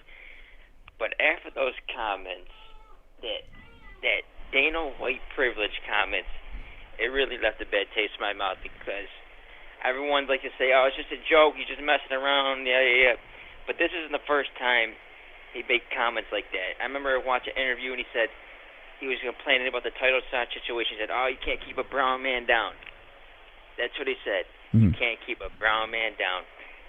So it just and it's ironic that he lost to Beneil Dariush. And what did he do after he won? He called out people that were victims of Marxist ideology. And that's Tony Ferguson, a victim of Marxist ideology. With his little professional victim comments, Dana White privilege and can't keep a brown man down. That's you, Tony. He's talking about you. You got beat down by Beneil Dariush, the soldier of God. Beneil Dariush. Beneil Dariush is a sleeper. I like him. He's not one of those guys who talks a lot of trash. He's actually the complete opposite. He just goes out there, does his job. He's gone on a pretty nice win streak. So I want to see Benny get a big fight coming up here soon. Don't wait till he's 35 like Michael Chandler. He's 32 years old. Let's get him a big fight, #1 contenders fight. Someone like Justin Gaethje, whoever. Get him in there, and let's give him an opportunity because he deserves it. As far as Chandler, you remember when I called in a while back and I was talking about Charles Oliveira? I said, this dude deserves a title fight over Conor McGregor. I said, this dude's been putting in work. He deserves it over Conor McGregor. And what happens? He proves me right. The dude proves me right. But I was on the Chandler hype train, and rightfully so. You saw how he looked. So the people saying he didn't deserve to be there, he shut that down. He was about 2 punches away from becoming champion. So what's your thoughts on that? Okay, well, I know you were high on Michael Chandler, and so was I. I was pretty high on Michael Chandler, but you're the guy that says Bellator's got the real talent and yada, yada, yada. At the end of the day, he got knocked out, you know? By you celebrating Michael Chandler, you know, with this fight, you can say the same thing about Conor McGregor in his last fight, right? He looked great against Dustin Poirier in the first round for the most part. I think he won that round, to be honest. Not as dominant as Michael Chandler here, but still won the first round and then gets knocked out in the second. He still got knocked out. So no matter what, I'm pro Michael Chandler, but I got to take it on the chin here, man. He got KO'd. TKO'd. Yeah, but Oliveira was very close to getting finished. Dustin Poirier, he was not close to getting finished. But at the end of the day, he landed a couple big shots. He landed a couple good shots on Dustin, but Charles Oliveira was on his way out. He got dropped. And another thing, I hate that rule, no kicks to a grounded opponent, because you see, you get the dude Charles Oliveira, he's face down, ass up, and he's doing this little peekaboo thing with his head. One soccer kick to the head, he's sleeping out cold. They should do that. That should be legal. I like the knee. I don't know if I like the soccer kick, though. That might, I mean, but let it all happen, right? Who cares? I don't know. Let it knee. I mean, I like the knee. See the left hook Chandler took? And that's another thing. That's the difference between MMA striking and boxing striking. Chandler, he got caught with a basic left hook. I mean, that's just the way. I don't know how he could get caught with his hands down like that. That was amateur. That was amateur the way he got caught with that. But that's because he's one of them juiced up manlets with no gas tank. Wait, now you're turning on Chandler. Hold on a second. You were just giving him praise, and now you turn it on. He is. Yeah. I give him praise, but this is the problem. This is the problem is with these dudes that they're muscle heads like that. You're confusing they got me. No gas. They have really bad gas tanks. People real explosive Thank in you. the first 2 rounds, but they got no gas tanks in it. Ellie's giving you. Oliveira. Yeah. Go ahead. Look what you did. You Charles pissed off my Oliveira baby. survived. He survived. He Hold took on a his second. best shot. Hold on. Johnny Hall is donating. Hold on, Kevin. Who has the time to call an MMA show 3 times in one night? I'll tell you who. A virgin. A virgin with no friends. That's right. Kevin from Chicago. The man reeks of grandma's basement and failure. Kevin, quit being a cheap ass and stop calling and donate. My God. Kevin? Damn, he went hard in the paint there. He did. For being a hater. You're probably a Tony Ferguson fan, man. They called him out. But as far as Chandler goes, no, I'm not hating on him. I just think that he's got a bad gas tank. You saw that in his fights in Bellator. He was really dominant, but if you can stretch it out and take it to the later rounds, he slows down, he fades. Yeah. And I think Charles Oliveira, big confidence to be able to get out of that round, survive, took his best shot. And Charles Oliveira, with that lactic acid buildup, couldn't keep them hands up. But I think he'll be back. So Okay. Charles Oliveira's got Murderer's Row coming. You got Gaethje, Poirier, Beneil Dariush, bunch of tough matchups. So I think that belt's going to be switching hands like hot potato. Leave it to it. Look at Kevin with another. It was weird. He was patting himself on the back with Michael Chandler, and then calling him a roided up manly. I was confused. I was confused. And Ellie started freaking out. Ellie couldn't handle it anymore. She wanted me to hang up on him. Ellie said, "Enough's enough." Wonderful. Here comes Uncle Chrome. I don't why but Chrome be thinking at weird times. Did those fuckers in Philly really build a statue of a guy that don't exist? Had the whole city basing their pride off a 3-foot short midget who doesn't even exist? What the fuck is wrong with people? I don't know, but That reminds me of the Bill Burr rant on Philly. Jesse, poor Jesse, the baby's really giving it to her. And then the monitor's on, so we hear no matter where she goes, she's screaming. Chubbs. Wonderful, wonderful. Thank you, Chrome. I agree about Tony when you got Dariush from Iran telling you in the pre-fight to quit complaining about racism. You need to shut the fuck up. Tony, it wasn't white guys beating your ass in the last 2 fights. Yeah, I don't know. Listen, to get on Tony Ferguson for what he says, the dude is nothing that comes out of his mouth makes sense. The line Dana White privilege in the moment, like if you take it literally, like you can't take anything he says serious. But his timing on the delivery of the joke, it just worked at the moment. But if you start breaking it down, of course there's holes in it. You know, like it's crazy. So for us to get all riled up about Tony Ferguson and what he says, there's better things to do than that, I would say. I don't know. I can't get on Tony for that. The dude clearly, you know, he's been in too many wars, and he's got a lot going on in that brain. So I'll give him a pass. I'll give him a pass on that. But Dariush is someone that we really got to keep an eyeball on. We really do. I know he beat up a Tony Ferguson that's past the prime, but he's 21-4-1, and he's right in the mix. If he swaps places with Tony, he's number 5 at 155, and you have a weight class that has ahead of him. If they swap, you got Michael Chandler, Oliveira, Gaethje, and maybe Michael Chandler might even drop. I mean, RDA's up around there. You got Connor up around there. But I mean, he's like legit right in the mix. It's crazy, man. What a leap for Beneil Dariush. So it's a big win. All right, 516-522-0267. Call the show. Monday night extravaganza here. The MMA-Holes Hour. Appreciate all your company. And hit the like button. Call from. No. To accept, press 1. I didn't hear your name, man. I didn't hear your name. Wonderful, wonderful. Can't mumble it, man. You gotta say your name. Michael Chandler versus Justin Gaethje is going to be a 1-rounder for sure if it happens. So Michael Chandler versus Justin Gaethje is going to be a 1-rounder if it happens. Remember this now. What Eddie Alvarez and Justin Gaethje turned into, what was that, 4 rounds? And then Eddie wound up getting the win. I feel it's going to be similar. I feel that is going to be fucking fireworks.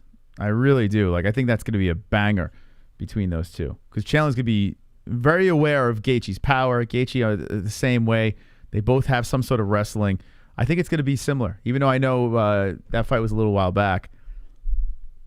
That's what I'm seeing. But you never know. With both guys with power, it's possible. And thank you, DVSV, for the donation. I think that's the fight, though. Regardless of it can't be bad. Gaethje versus Chandler is such a good fight. So I'm curious if Ali Abdelaziz will say, yeah, send the contract. Let's get my man a fight. I hope so, though. I hope that's it. Wonderful, wonderful. Here comes Uncle Chrome. Kevin was calling Charles a can that turned it around the other day, and now his boy Chandler is a bum. This dude jumps off hype trains faster than those fine folks who jump from the top of the Twin Towers. He did the same after Colby lost. Jump ship. I've never heard it in the same phone call. Like, I've heard it a different day with a completely different story. I've never heard someone say one thing and then completely backtrack. It's kind of nuts. Call from. Sonosi. Sonosi, how you doing? Wonderful, wonderful. All right. Wonderful, wonderful. All right, what's on your mind? Oh, shit. A lot. Nice. That event, for one. It was something else, huh? It was fun. Yes, it was. You know what? I heard a lot of people who were down about Bosa, saying that he was done, he was finished. I was so glad I called that bet right. Yeah, Barboza looked great. He really did. Now 2 fights in a row. 145, look out. He's coming. I think they should put him, the winner of Korean Zombie and E-Gate, or, oh God, I gotta think of the rankings. I think, actually, I'll have to look at that in a sec. But that's one fight right there. Let me see. Let me take a look here. So you have the Ultimate Fighter with was it Volkanovski and Ortega, correct? You have where's Barboza? They already filmed that. That's already been filmed. Yeah. So those two still got to fight. But or Barboza's at 13. Man, when was the last time freaking Bryce Mitchell fought? So Barboza's got a ways to go. Even though he got a win there. I mean, Burgos is at 9. So maybe he cracks into the top 10 somewhere. Yeah, he's got a lot of guys still. Let me look real quick, because I know there's someone I could think of right now. But I got to look at the rankings for a sec. Trying to think. I got Gige Chikaze. Yeah, that could work. Chikaze, but I think he would pass him. You know, I would like to see Cater. Calvin Cater. He's coming off a loss. Cater Barboza. Yeah, but Cater's too high up on the rank. At least Gige is ranked 10. That's not too high. Well, I mean, Barboza's probably going to swap places to 8, right? 9, excuse me. Shane is 9, so yeah, they could be perfect. He'll be top 10 at 9, and you got to fight a guy coming off a loss, right? Ige just came off a big finish. Arnold Allen, I don't even remember what the fuck Arnold. What did Arnold? Well, the problem is, he won. Ige is about to fight Korean Zombie. Yeah, that's not. Honestly, I see. Yeah, I honestly think you got to get a guy coming off a loss, right? Calvin Cater. When was the last time Josh Emmett fought? Man, I don't even fucking remember. I can't think of that. I mean, Josh Emmett. Bryce Mitchell might. It was a Burgos fight. Would have made sense, but now with the rankings, maybe not. Yeah, honestly, yeah. So Mitch, what's it called? Emmett didn't lose. He won. Josh Emmett, that would be a great one. Yeah, but he's coming off a win. And Josh Emmett's durability is a lot against his barrage of attacks. Yeah, it would be a good fight, but like coming off a win, the next guy coming off a loss would be Cater. You know, like Emmett, like why would he move backwards after a win? You know, kind of. Yeah. You know, and Arnold Allen too, who's surging up as well. Arnold Allen's someone that we keep forgetting about. That guy's a killer too. Well, other than that, everyone's mentioning about Oliveira's next fight. Someone down the road that would be interesting if he proved himself, Islam Makhachev for Oliveira. Yeah, I mean, he's sitting at 10. You have to think the UFC is going to push him up fairly quick. But I think he's still got to win like 2 more. 2 fights at least. One if he takes like a short notice for a big event. Yeah. Maybe.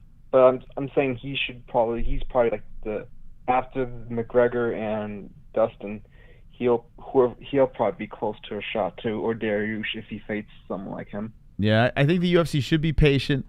Let him go up, put the right guys in front of him, 2 or 3 more fights, and then boom, he's right there. But that would be a fascinating fight. There's a part of me that I know it seems odd. I would love to see RDA try to go for a bout. It's not impossible.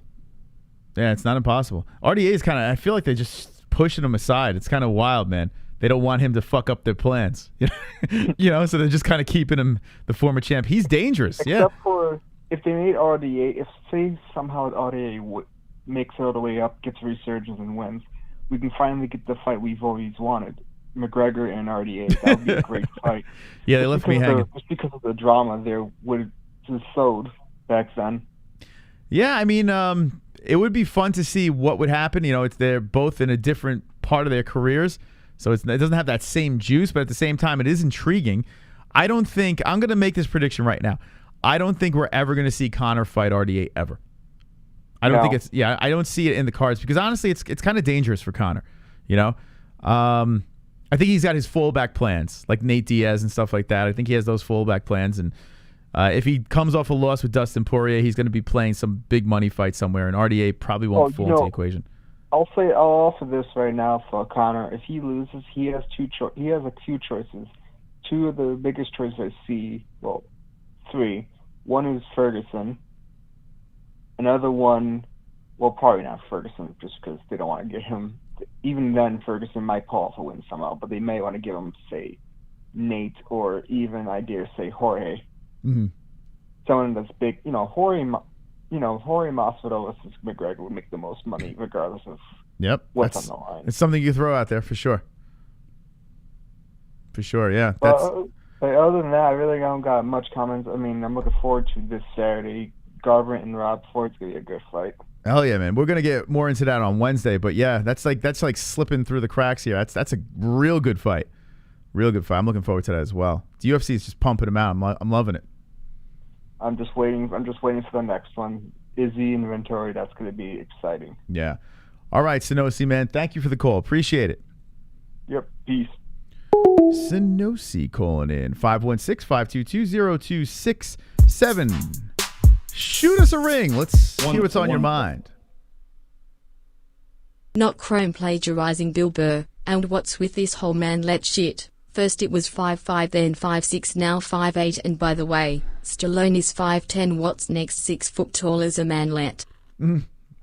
Yeah, people always make fun of Stallone being short. How tall is Stallone? Is he 5'10"? That's been a joke forever. Clearly Connor has a gas tank. He just doesn't show it in fights. He is like me. He saves his stamina for the bedroom. Or Colby Covington. Thank you. Chrome, thank you very much for that. And D-Res as well. Is he 5'10"? I think, yeah, that sounds about right. Yeah, because they're thinking Sylvester Stallone. Yeah, he's 5'10". They're thinking, like, I remember when I was a kid, too, I always thought he was like this 6 foot plus, like, monster, like 6'5". Like, you know, you think this action star, you think like Arnold Schwarzenegger type. And yeah, he's only 5'10", so that's why they call him, you know, a manlet and stuff like that. It's just, I don't know. I wouldn't take. Listen, I get it, D-Rest, but it is what it is, man. Like, what are we gonna do? Listen, I get heat for being 5'9". Who cares? Like, is there? I mean, seriously, it's not like sticks and stones, you know. All right, so back into the calls here. 516-522-0267. Jess, did you know that Sylvester Stallone is 5'10"? No. Did not. Do you think that's a manlet? No, you're 5'9". Okay, phew. Okay, dodge that one. Call from. Cletus. The fuck was To that? accept, press 1. To send a voicemail, press. Hey, he's. Welcome to the show. Yo. I almost hung up because I didn't hear what the fuck that was. I'm like, what the fuck was it? I think they said like cheese or something. Drunk, how you doing? No, I said Cletus. Cletus. Oh, okay, Cletus. How you doing? Try to do a redneck accent. Ah, nice. But let me clarify Tony's Dana White privilege statement. I think he was saying it because, you know, Chandler just came in, got one fight, and getting a title shot. Meanwhile, Tony had to fucking scrape from the bottom to get to a fucking title shot, which he never got his fucking proper one. Mm-hmm. Yeah. Look what you did, Drunk. Okay, I'm just gonna remove myself from the show. Hold on. I'll take it. Permanently. Hold on. No, take it. No, she's hungry. Yeah, she'll be all right. Oh, she's fucking wonderful. I can't help her with that. Hold on, we got Brett We Baratheon. need to take all Connor's money and put it in a trust. He can only get it back when he wins. Chandler best mumbles in the rematch. All right. Thank you. Thank you very much, Brett. Back to Drunk. So you're defending El Kukui over here. I was just trying to clarify his statement. You didn't know why he said it, but I think that's why. Yeah, I mean, I don't take anything he says serious, and I thought the line was funny at the moment. You know, I don't know. Wonderful. I was hard on Tony 'cause it's over, but he's an accomplished fighter in a sport where you spend years of your life for greatness and it can all be ended as quickly as it is enjoyed. Tony lasted years. He's a tough son of a bitch. He Respect. sure is. We could all agree on that. Yeah, like I was saying, it's not like he's losing the complete bums. I mean, give him a bum for his next fight. If he loses that, then he's completely done. Would you do a cowboy rematch with him? That's an option. I was thinking kind of Felder. Felder, That'd be okay. a nice fight. You know, we're at the stage where I think Felder beats the shit out of him. Like, it's kind of weird, man. I'm picking everyone but Tony now. Like, I can't pick him anymore. I don't know. I'm trying to think who would I be confident that Tony beats? I don't know why you picked him in this last Because fight. I was picking as a fan. Like, I actually wanted him to win. Just like Chandler. I wasn't being logical, Jess. I'll be honest with you. I wasn't. I was picking with my heart. I was picking with my cock. You know, Drunk? You ever pick with your cock? All the time. Yeah. Sometimes we do that as men. We pick with our penises. Wonderful. I never trust the official stats. Tony Ferguson's stats say he's 5'11", but when I saw him in real life, he was shorter than me. And I'm only 5'10". I think he is 5'11", though. I think that's pretty accurate. Just comparing him to, like, standing next to other fighters and certain, like, Connor and stuff like that, like, seeing him next to these guys, I think he is 5'11". But, who cares? Doesn't matter. Thank you, I think Tony should start training with that Jari Prakashka guy, go in the woods with him. And have like whatever's Just left a of his scream hair. off. Just Yeah, hold just like a scream off. All right, let's see who Tony can beat because he's probably going to drop a little bit here. People probably could make the argument that he'll beat McGregor. I don't think he does though. I don't know. Just me. I would have to. I think we all picked him because we were hoping that if he won, it would bring Khabib back. Yeah. Does Tony beat Dan Hooker? What do you think? That's a tough one. Now, if it stays striking, I think you could beat him. Because all his, pretty much except for Gaethje, has been on the ground. Mm-hmm. And he almost beat Gaethje with that fucking uppercut. What, like the second round, third round, something? We got Eric Melton coming in. Tony and Nate is the match to make. Tony and Nate. That is interesting. That's kind of interesting. Nate takes an L, and the Conor thing doesn't line up. Would you like to see that, Tony and Nate? Oh, hell yeah. Can you imagine that press conference? They would be... I would need a translator. I would need a good night's sleep. I don't know how I would handle that press conference. It'd be a lot of mumbling and weird shit.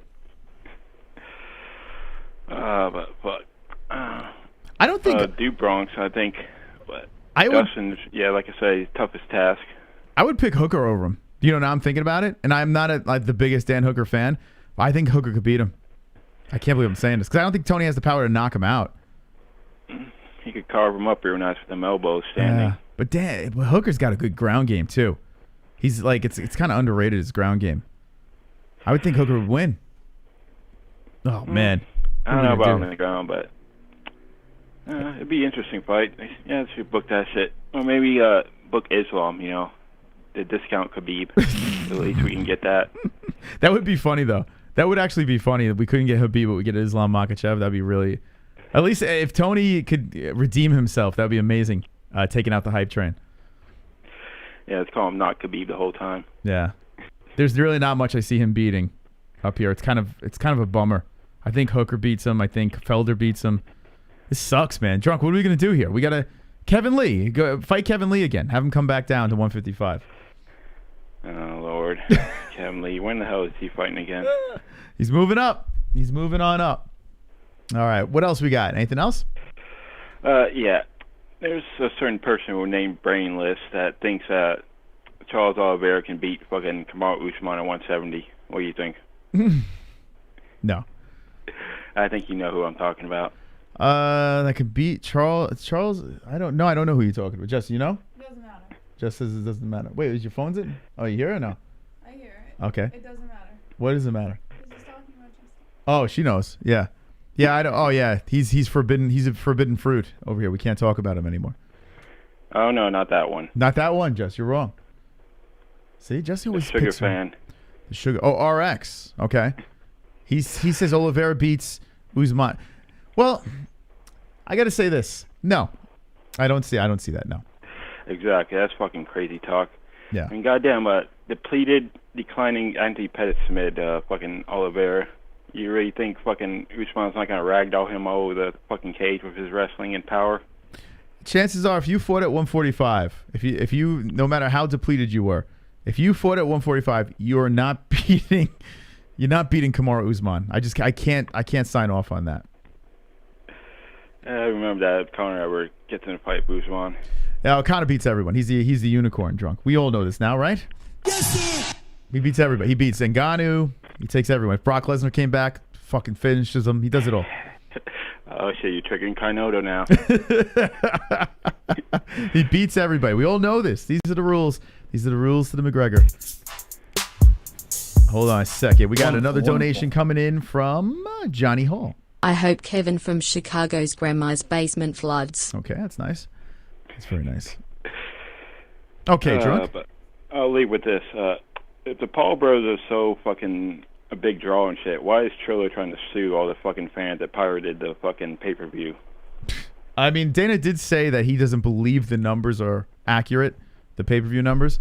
So he might be onto something there. But it is weird when your main draw is a YouTuber and like everything he embodies is like the YouTube, hey, I'm going to steal this generation. I'm going to steal your hat. I'm going to steal your pay-per-view. Like, I mean, like, this is not like a good guy, Jake Paul. That's why I don't think Jake Paul's really said much about it. Because how do you push him and go after pirating? It doesn't make any sense. Last week Kevin was shitting on all the BJJ guys getting whooped by wrestlers on the previous card. He said Chandler would probably do the same to Charles. Now Chandler is a bum. Said Charles was a quitter. Did he quit after the first round beating? I don't know. Yeah, I don't know what happened with that call. Kevin, he had like two personalities. One minute he's patting himself on the back. Next minute he's like he's a bum. Like it was so weird. Chrome, you're obsessed with Kevin like fucking glove touches. So obsessed with the schmo. Chrome and Kevin should do a buddy cop movie. That would be a fantastic. We're twins too. They should do that. The Odd Couple remake. Yeah. All right. Drunk. Last words? Yeah. Later, Sadmas. All right. There we go. Drunk Savage. Wonderful, wonderful moderator. Wonderful. Calling in the show. Give us a call. 516-522-0267. We want to hear your thoughts on UFC 262. Call from Cliff. To accept, press 1. To send a voicemail, press... Oh, hey, Cliff. How you doing? Just fine, man. Just fine. Is this the Aunt and Uncle Studios? This is the Aunt and Uncle Studios of Arizona. How you doing? Oh, man, that's all right. That's all right. I'm just fine. How about yourself? Hey, you know. Wonderful. You know, we're wonderful. Okay, that's good. That's good. I actually just had one quick question, and I was just going to get off the line. Yes. Okay, so if Jimmy cracks corn and nobody cares, why in the hell does he keep doing it? That's a great question. I don't know. I don't have the answer for that. Oh, okay. Well, food for thought. We'll ask the chat. We'll see what the chat thinks about this. Chat, help us out here. Okay, Pulse. Thank you. Cliff. Take this? Yeah, Cliff. Laters. Okay, thank you. What?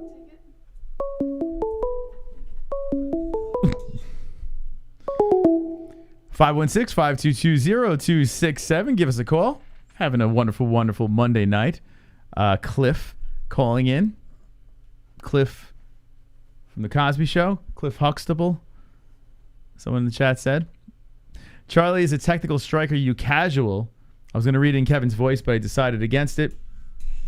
Yeah. Finally. Is she sleeping? Finally. All right, here you go, Jess. I'm going to take a leak. You want to take some more calls? I can't click anything. What do you mean? You have a mouse. If I lean forward, she'll wake up. From Mike H. Okay. What's up, Mike H? I just called to happy wish you early happy birthday. Aw, thanks, Mike H. That's so nice of you. How are you doing tonight? I'm doing okay. Just have to go to physical therapy and it keeps hurting my knee. Oh, whoa. And keeps hurting your knee. Do I dare ask? No, not really. I've been trying to get some work done around the house for forever and ever. So okay. I thought you guys were getting a little kinky over there. Well, yeah, that's obviously, yeah. Yeah. I was just trying to keep it PG. So. All right. What did you think of the fights on Saturday night?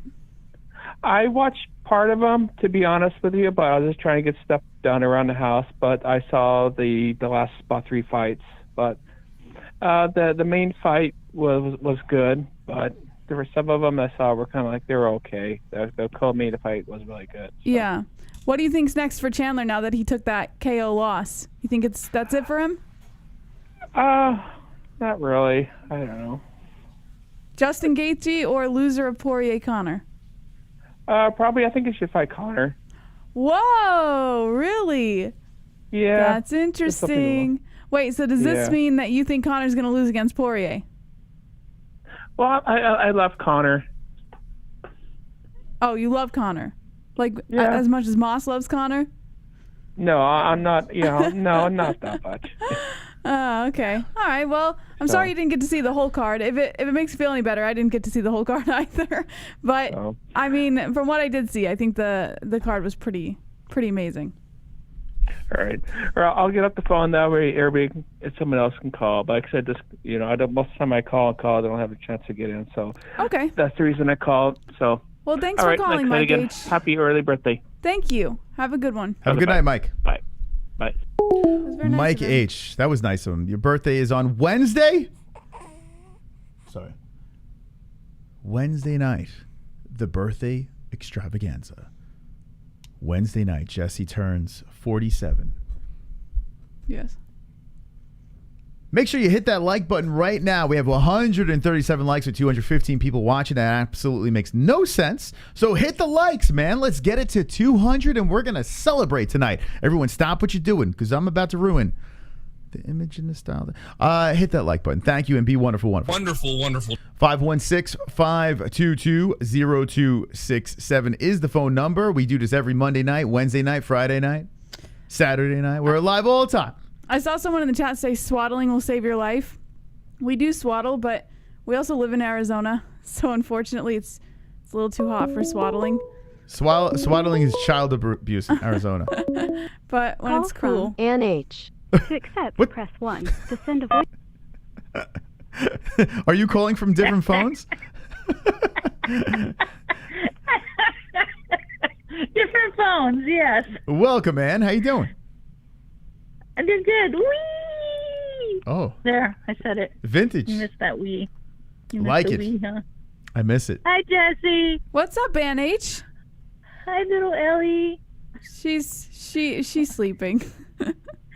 That's good. Finally got her to sleep. You're so adorable. Yes. Thank you. Yeah. Well, yeah, happy early birthday. Well, you're getting old. Thanks, Ann. A quarter of a century. Yep. Yep. Anyway, about the fights. Yes, man, those were some good fights. It was fun. Yes. I like the card. What do you think is next for Chandler? Chandler? How about Gaethje? Gaethje. So your hubby says Connor, but you're saying Gaethje. Yeah. So, yes. Okay. I Fair think enough. it's a good matchup. Wonderful. Uh-oh. Random, but I had to share. A friend of mine found a kitten on the road. It had a very large pimple on its cheek, so she put warm water around it to drain it, and a slug-like animal came out of its face. It's slimy, about an inch big, slimy, and breathing. That's disgusting. Oh, is it a bot fly? Disgusting. What the fuck? What? Made me puke. That's an interesting. That might be the most interesting donation of the night. I think you could top that. So you're saying? Oh. So Ann, what do you think? You have cats? I have cat. Yes, cat. What do you? What? Kind of notice it's a bot fly. What the hell is a bot? I just said bot fly, Moss. Okay, what is that? I don't even think they're native to the U.S. I think they're more like in like other countries, but they're like worms, and they live under your skin. Like they burrow under your skin, and they have these thorns on their skin, so you can't pull them out very easy, and you have to like suffocate them to get them to come out. What the hell? I never even heard of this. Yeah. So they oh shit, look at that. Reminds me of an episode of Chicago. Oh yeah, it looks like a zit. Yeah, you have to look up a YouTube video of it. It's disgusting. You have to suffocate them to get them to surface, and then you have to slowly peel them out, otherwise they'll like rip. Oh my god, that's disgusting. Yeah, and they have these like teeth on their skin, so you can't just pull them out. And they live in humans too, or just humans and the fuck and anything that lives. Like it's a parasite, so it'll just burrow under your skin. I'm gonna vomit. And it like eats you. Where do they live? Where do these things live? I know for a fact there are some. I heard of a story of a couple took a trip to Africa and they got one. But I don't know where they're. Well, where's Manny live? We got to move far away from where Manny I don't think they're native to the U.S. I don't think they're native to the U.S., but they might be. I mean, I could be wrong. It's disgusting. Ann says it's like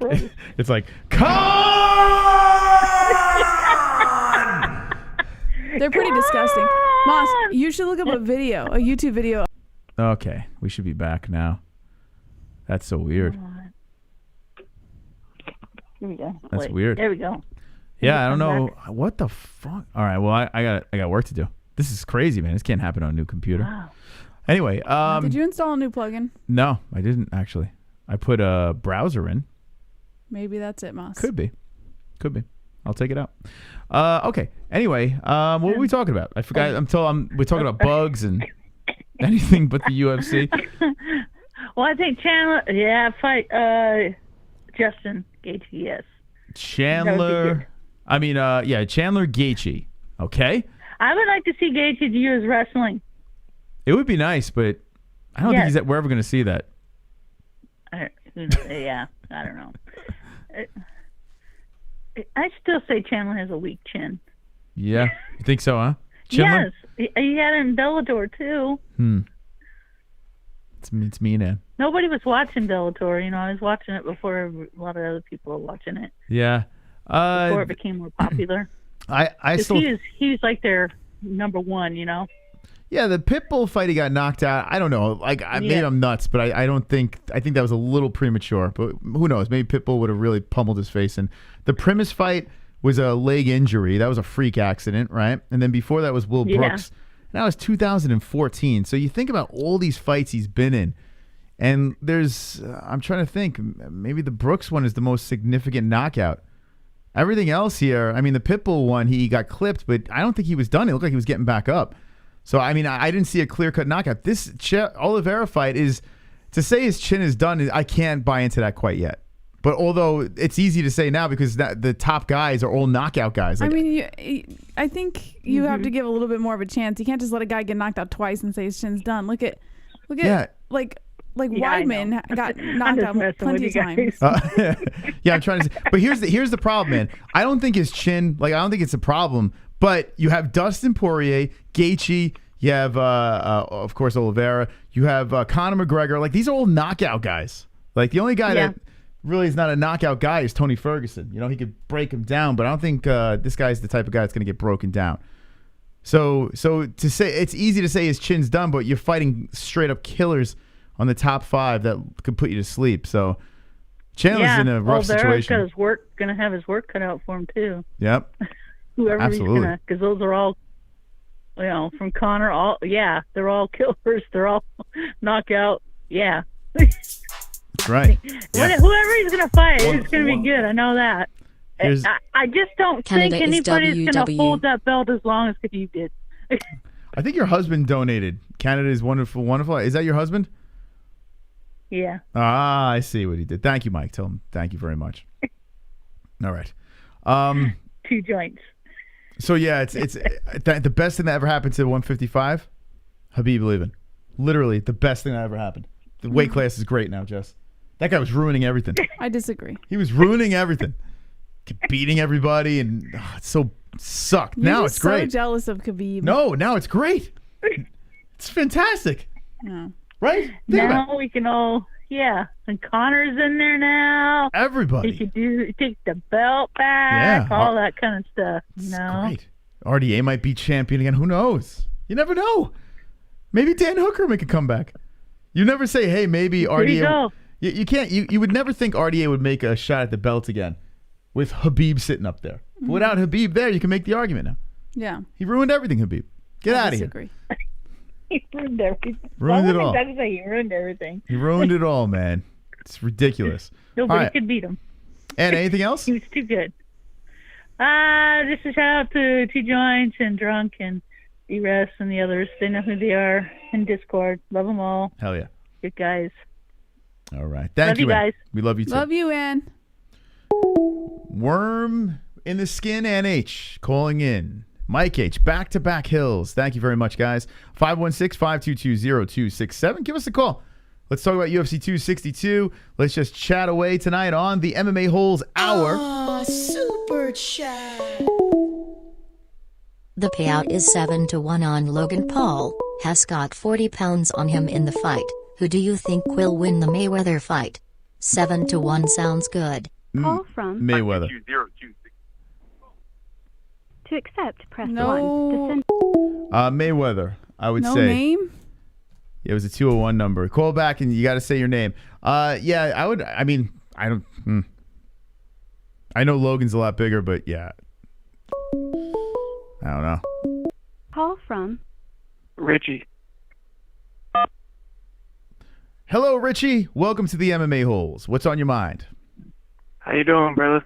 Wonderful. Richie, I'm a big fan. Been a fan for a long time, and I just got a lot of MMA stuff to talk about. Yeah, I got some, Tony Ferguson stuff to talk about.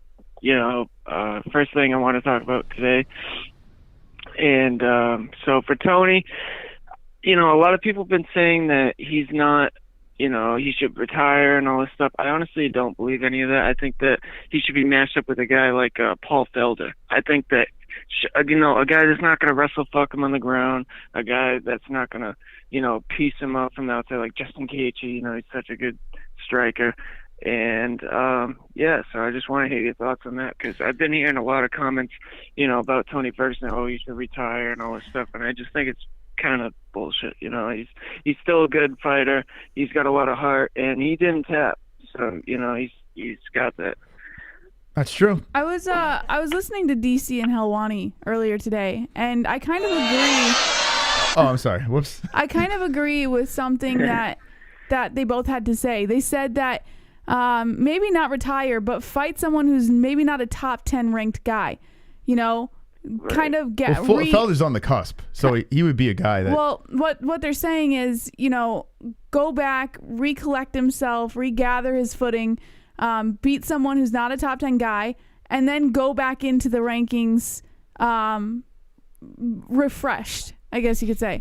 So I don't think it's a bad idea. Instead of retiring, just recollect yourself. Go to someone who's maybe not a higher ranked opponent. And another thing that people haven't put into consideration, like RDA, he went up to 170. Tony Ferguson hasn't even touched 170 yet. And I think that if he went up in weight, I get it, his wrestling, hasn't shown good at 155, but I think that if he gained some muscle mass and really just kind of changed around his mental aspect with the right training partners and stuff, I think he could make another run too up there as well. So he hasn't been finished yet.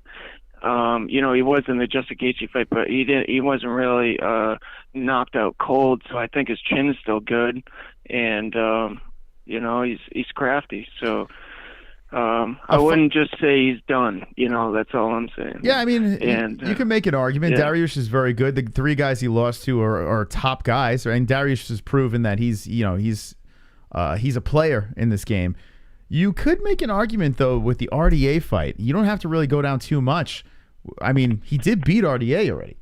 Run that fight back. Now, I would think RDA at this stage of the game would probably RDA would destroy him right now. I would think so, but. I mean, that was a war the first time around, and who knows? Maybe it's just a bad matchup for RDA.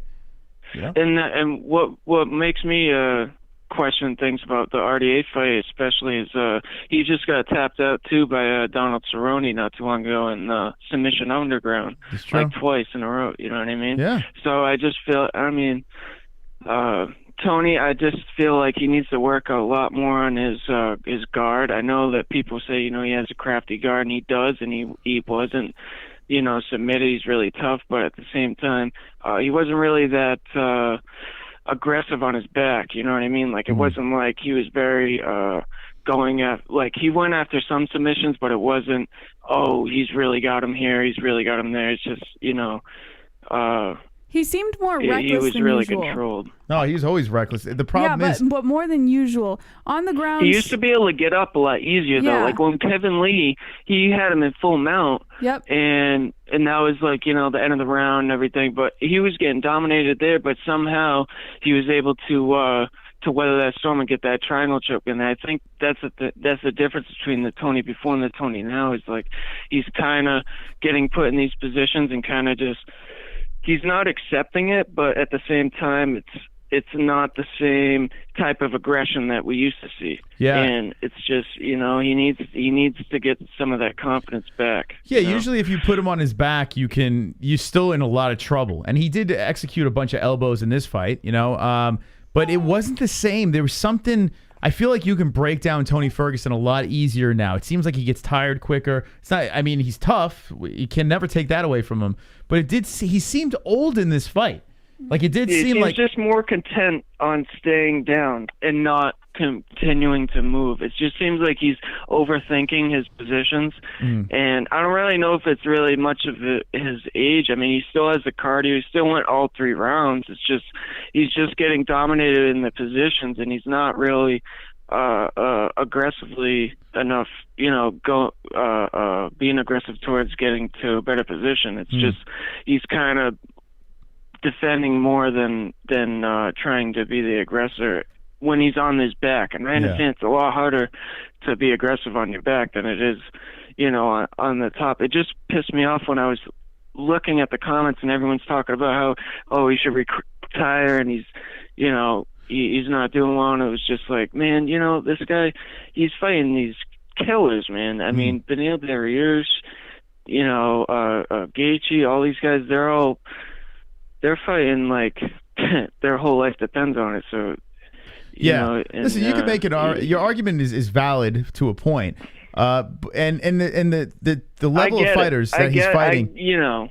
I get how, you know, people could say, oh, he's not looking good, you know, like how he used to, because he used to, you know, I mean, he would win these crazy battles where he would come back and stuff. But what people have to understand is that a lot of those fights he was losing in the beginning. So it's like a lot of, you know. But I got to say this. I am not picking him ever again. I'm sorry. I'm done picking Tony Ferguson. I'm out. No matter who he fights, unless it's someone a complete bum, I can't pick him anymore. I can't keep losing, man. You're making a good argument, but I can't do it. No, 0% chance. Listen, all I'm saying is never stop rooting for Tony. You know what I mean? Like, that guy, he's a true fighter, and I love that guy. That was, you know, a big topic. In a sexual way, what kind of love are we talking about? What is that? What kind of love are we talking about with Tony? Like a sexual? Are you sexually attracted to Tony Ferguson? I think I'm more attracted to him. Like he's one of the dreams, like my nightmare that I'll kind of chase towards too. Because have you ever touched yourself to Tony Ferguson? Have you ever pleasured yourself to El Kukui? Be honest. You know, he's kind of like the witch. Yeah. You know, like one of those like witches that like you'd kind of bang low key. I have no idea what you're talking about. All right. What else you got? I have 0% chance of telling you a good answer to that. It's all right. That's fair. Yeah, I'm on whiskey. Yes. I'm on fucking weed. I'm on all the above. Hell yeah. I'm a big fan of you guys. Thank you.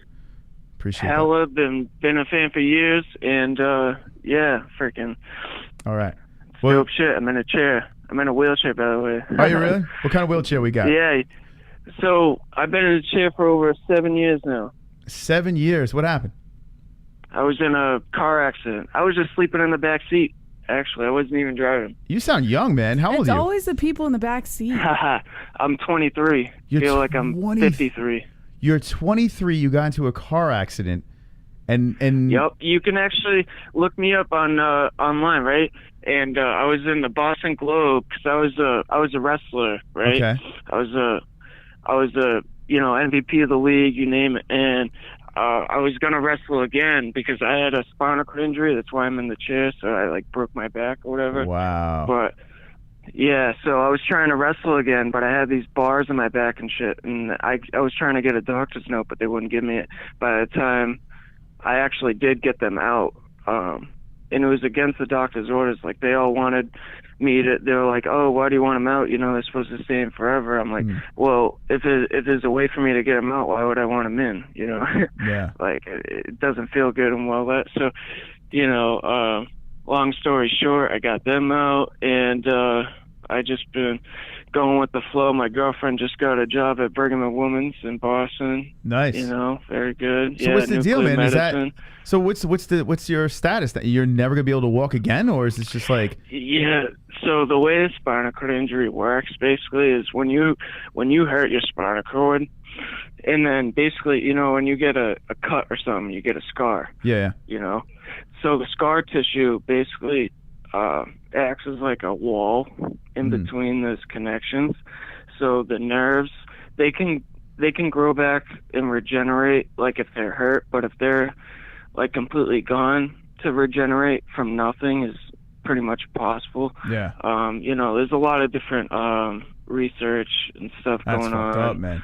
So how long you been with this girl? Oh, I've known her since 7th grade. Wow. And we didn't actually start going out till after high school, which is crazy. So she knew me before the accident. We danced at the 8th grade dance. We had like a little crush on each other, but we didn't say nothing because we were scared. Like, you know, like you couldn't write this shit up. You know, It's really crazy. And this all happens, and she's been by your side ever since. ever since, man. Wow. It's been, That's a keeper, man. 4 years. How 4 big years are the we've been tits? together. How big boobies do we have here? What are we working with? Oh, we're working with 34 double D's. Look at brother, you. all day. Who's got it better than you? Stay with it. That's it, man. Keep her around. Wow. Yeah, no, man, Does the bottom I- part work? What are we talking about here? Does the, can you get She's that a thing? nuclear medicine technologist. Yeah, but does your bottom part work? Does your third leg? Yeah. you don't gotta ask me twice. Yes. Okay, good. Yes, so sir. hey, who fucking needs It legs? all You got a works dick. good. It all works Yeah. good. Listen, I'll be honest with you though. At first, not so much. I No, didn't huh? even know. I didn't even know when I could go to the bathroom. Like a whole bunch of stuff. I didn't know if anything would ever come back. Things like that. And I still can't move like my toes, anything. Wow, man. Can't move my legs. But the thing is, I broke my T5 vertebrae, so I was paralyzed from like my sternum down. That's like right under your nipples. Yeah. So I couldn't even flex my stomach and stuff. But my lower back and shit, like I got like a lot of muscle there. So now if I lean down, I can bend back up, lift up. Wow. I'm just taking it day by day. I've had a lot of things happen too, not even just from the accident, but like in my family life. My sister had a baby. She's younger than me. Well, listen, I was man. trying to take care of her and shit. Long story short, it's all good now. So. Well, we're rooting for you, man. You got sound a like good nice- attitude, man. You got those big titties at home and the whole deal. Your bottom part works. That's all that matters. Oh, good for you. Listen, I'm sorry to hear about that. It's terrible, but it's not about the situation. It's all about how you react to it. And from all the situations that I've gone through, all I can say is, man, just give it your 100%. And no matter what happens, as long as you give it your 100%, you'll be able to sleep at night and say, you know what, I'm okay. Hell yeah. It is what it is. Nice. I like that, And man. it only gets better from here. Hell yeah. What's your name again? Richie Richie. Elga, brother. All right. Look me up, brother. All right, I love Richie. you guys. Thank you for the call. Appreciate it. All right. All right. Have a good night. Take care. Everyone should take a page from Richie's book. That's Wheelchair Rich. That's Wheelchair Rich, man. I like Wheelchair Rich. 23 years old. Yeah, that's crazy. And he's got a good girl, huh? Stuck with him? Yeah. That's crazy. More women need to be like that woman right there. Big breasted, She had those big breasts. She could have anyone. But she's stuck with Wheelchair Rich. Stop it. It's a good man. Sounds like a good guy. Wow, man. That's crazy. That's crazy. All right, listen. The time is up, but we have a segment that we're going to run into real quick over here where we're going to check out the memes. UFC 262 memes on the MMA-Holes.com. So we're going to go through that, have a quick laugh. We got to bounce back, right? Because that was a little depressing. I'm not going to lie. He had a good attitude about it. He did. He actually did, man. I got to be honest. I don't know if I'd have the same attitude. It's crazy. Would you, if I lose my years bottom old. half, right? Will you wheel me around? Yes. Would you bathe me and wheel me around? Would you get things out of the top cabinet for me? Yeah. You better. That's why I put a baby in her. This way she has no choice. Take care of me. Yeah. All right. Let's see. UFC 262 memes. It's on the MMAHoles.com. And shout out to Rich, man. He seems like a really good dude, man. Really nice guy. All right. Okay, let's scroll through this real quick. Okay, we're good. All right, so what Sonosi started on the MMAHoles.com is absolutely wonderful. Wonderful. He dropped every time there's an event. We have memes that you find across the interwebs. It doesn't matter if you made it or someone else made it. I don't give a fuck. Just throw it right on the MMAHoles.com and we'll laugh together. So these are the memes from UFC 262. You ready, Jesse? Ready, Moss. All right, let's check it out. All right. Watching Burgos get knocked out 10 seconds after getting hit.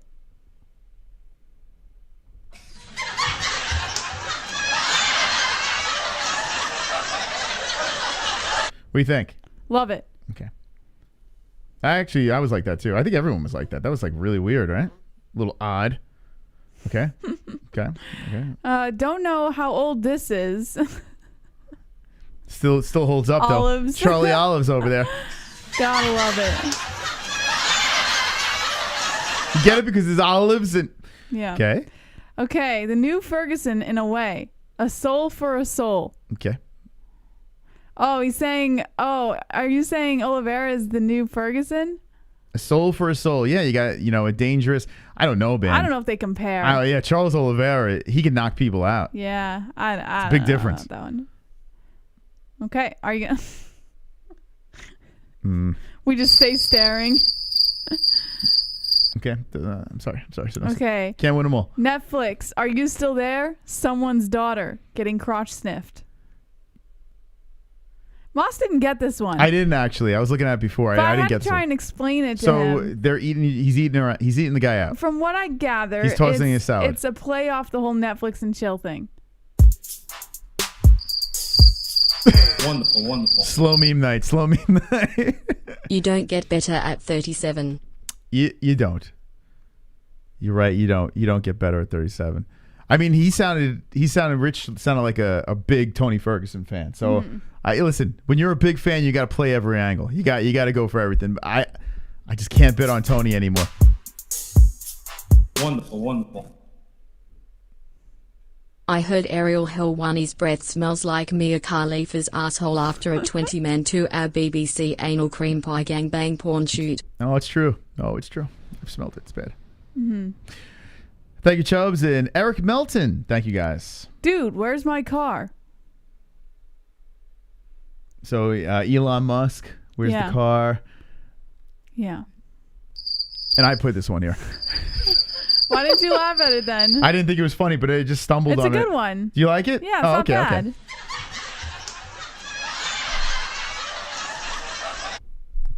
Okay. What else we got? Okay, Jacare after breaking his arm. Oh no. Anyway. Okay. Because that's his face, just. Yeah. So either way, he's like, Oh, no old motion. business. Yeah. Yeah. What do we do here? This is good. Okay. Now that you explained it to me. The Joker when Batman beating his ass. Now, That's good. I gotta say, this is fucking hilarious. Like, this is not photoshopped. Was he smiling when he was getting his ass beat? Like, or is he high? I'm sure he's like so fucking out of it, he doesn't even realize what he's doing. When I came across this, I'm like, is there any evidence that this is real? Did this really fucking happen?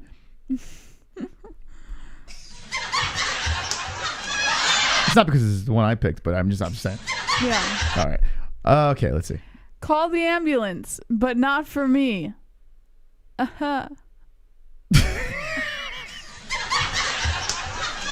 So funny. Refuses to tap. This one's good. I gotta say. You like this? Yeah, I actually like this one. Little WWE, I think? Because he's literally twisting his whole fucking leg Yes, back. okay. Now try that knockout shit on me. Because Max Holloway. See that? What do you mean? Max Holloway beat his ass. He knocked him out. Oh, okay. Yeah. Gotcha. All right.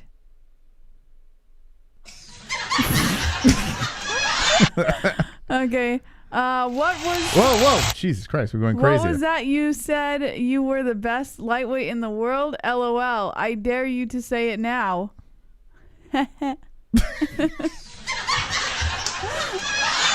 I like the long ones. Yeah. Khabib watching Tony's third straight loss.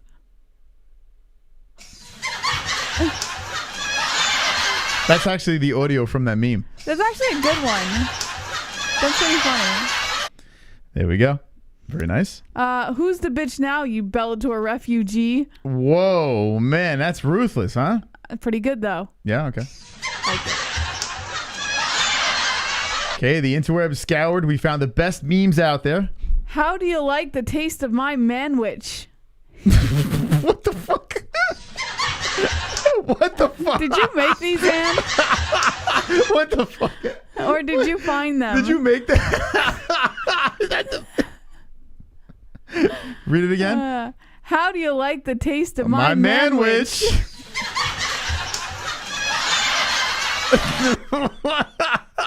Oh, yeah, very nice. Very nice. Very good job. Oh. It just touches me in special spots, these memes. Some creative minds in this community. So the next event, we'll do it again on the Monday show. We'll end the show on that note. I think it's nice. We end on a high note with those hilarious memes. Beautiful stuff. It was wonderful, wonderful. Wonderful. Thank you for joining us. Ellie, how's she doing over there? Man, I wish. think she's tuckered out, Moss. She's out. Oh, look at her. Mouth's open, Yeah. drooling all over you. All right. Shout out to our sponsors, and let's get out of here. Thank you so much to Ballsy, Headrush, and MysticRootsCBD.com. Promo code MMA-Holes for all three for all of your favorite discounts on all of your favorite products, as well as Lux Bidet, link in the description. No promo code. 10% off at checkout for the link in the description. And ESPN Plus if you want to watch all the fights, fight nights, UFC pay-per-views, and all of your favorite live sports. Link in the description as well. Thank you guys so much for joining us. We'll be live again on Wednesday night at 9 p.m. Eastern Time for TGIW. Be there. Don't be an a-hole. Be an MMA hole.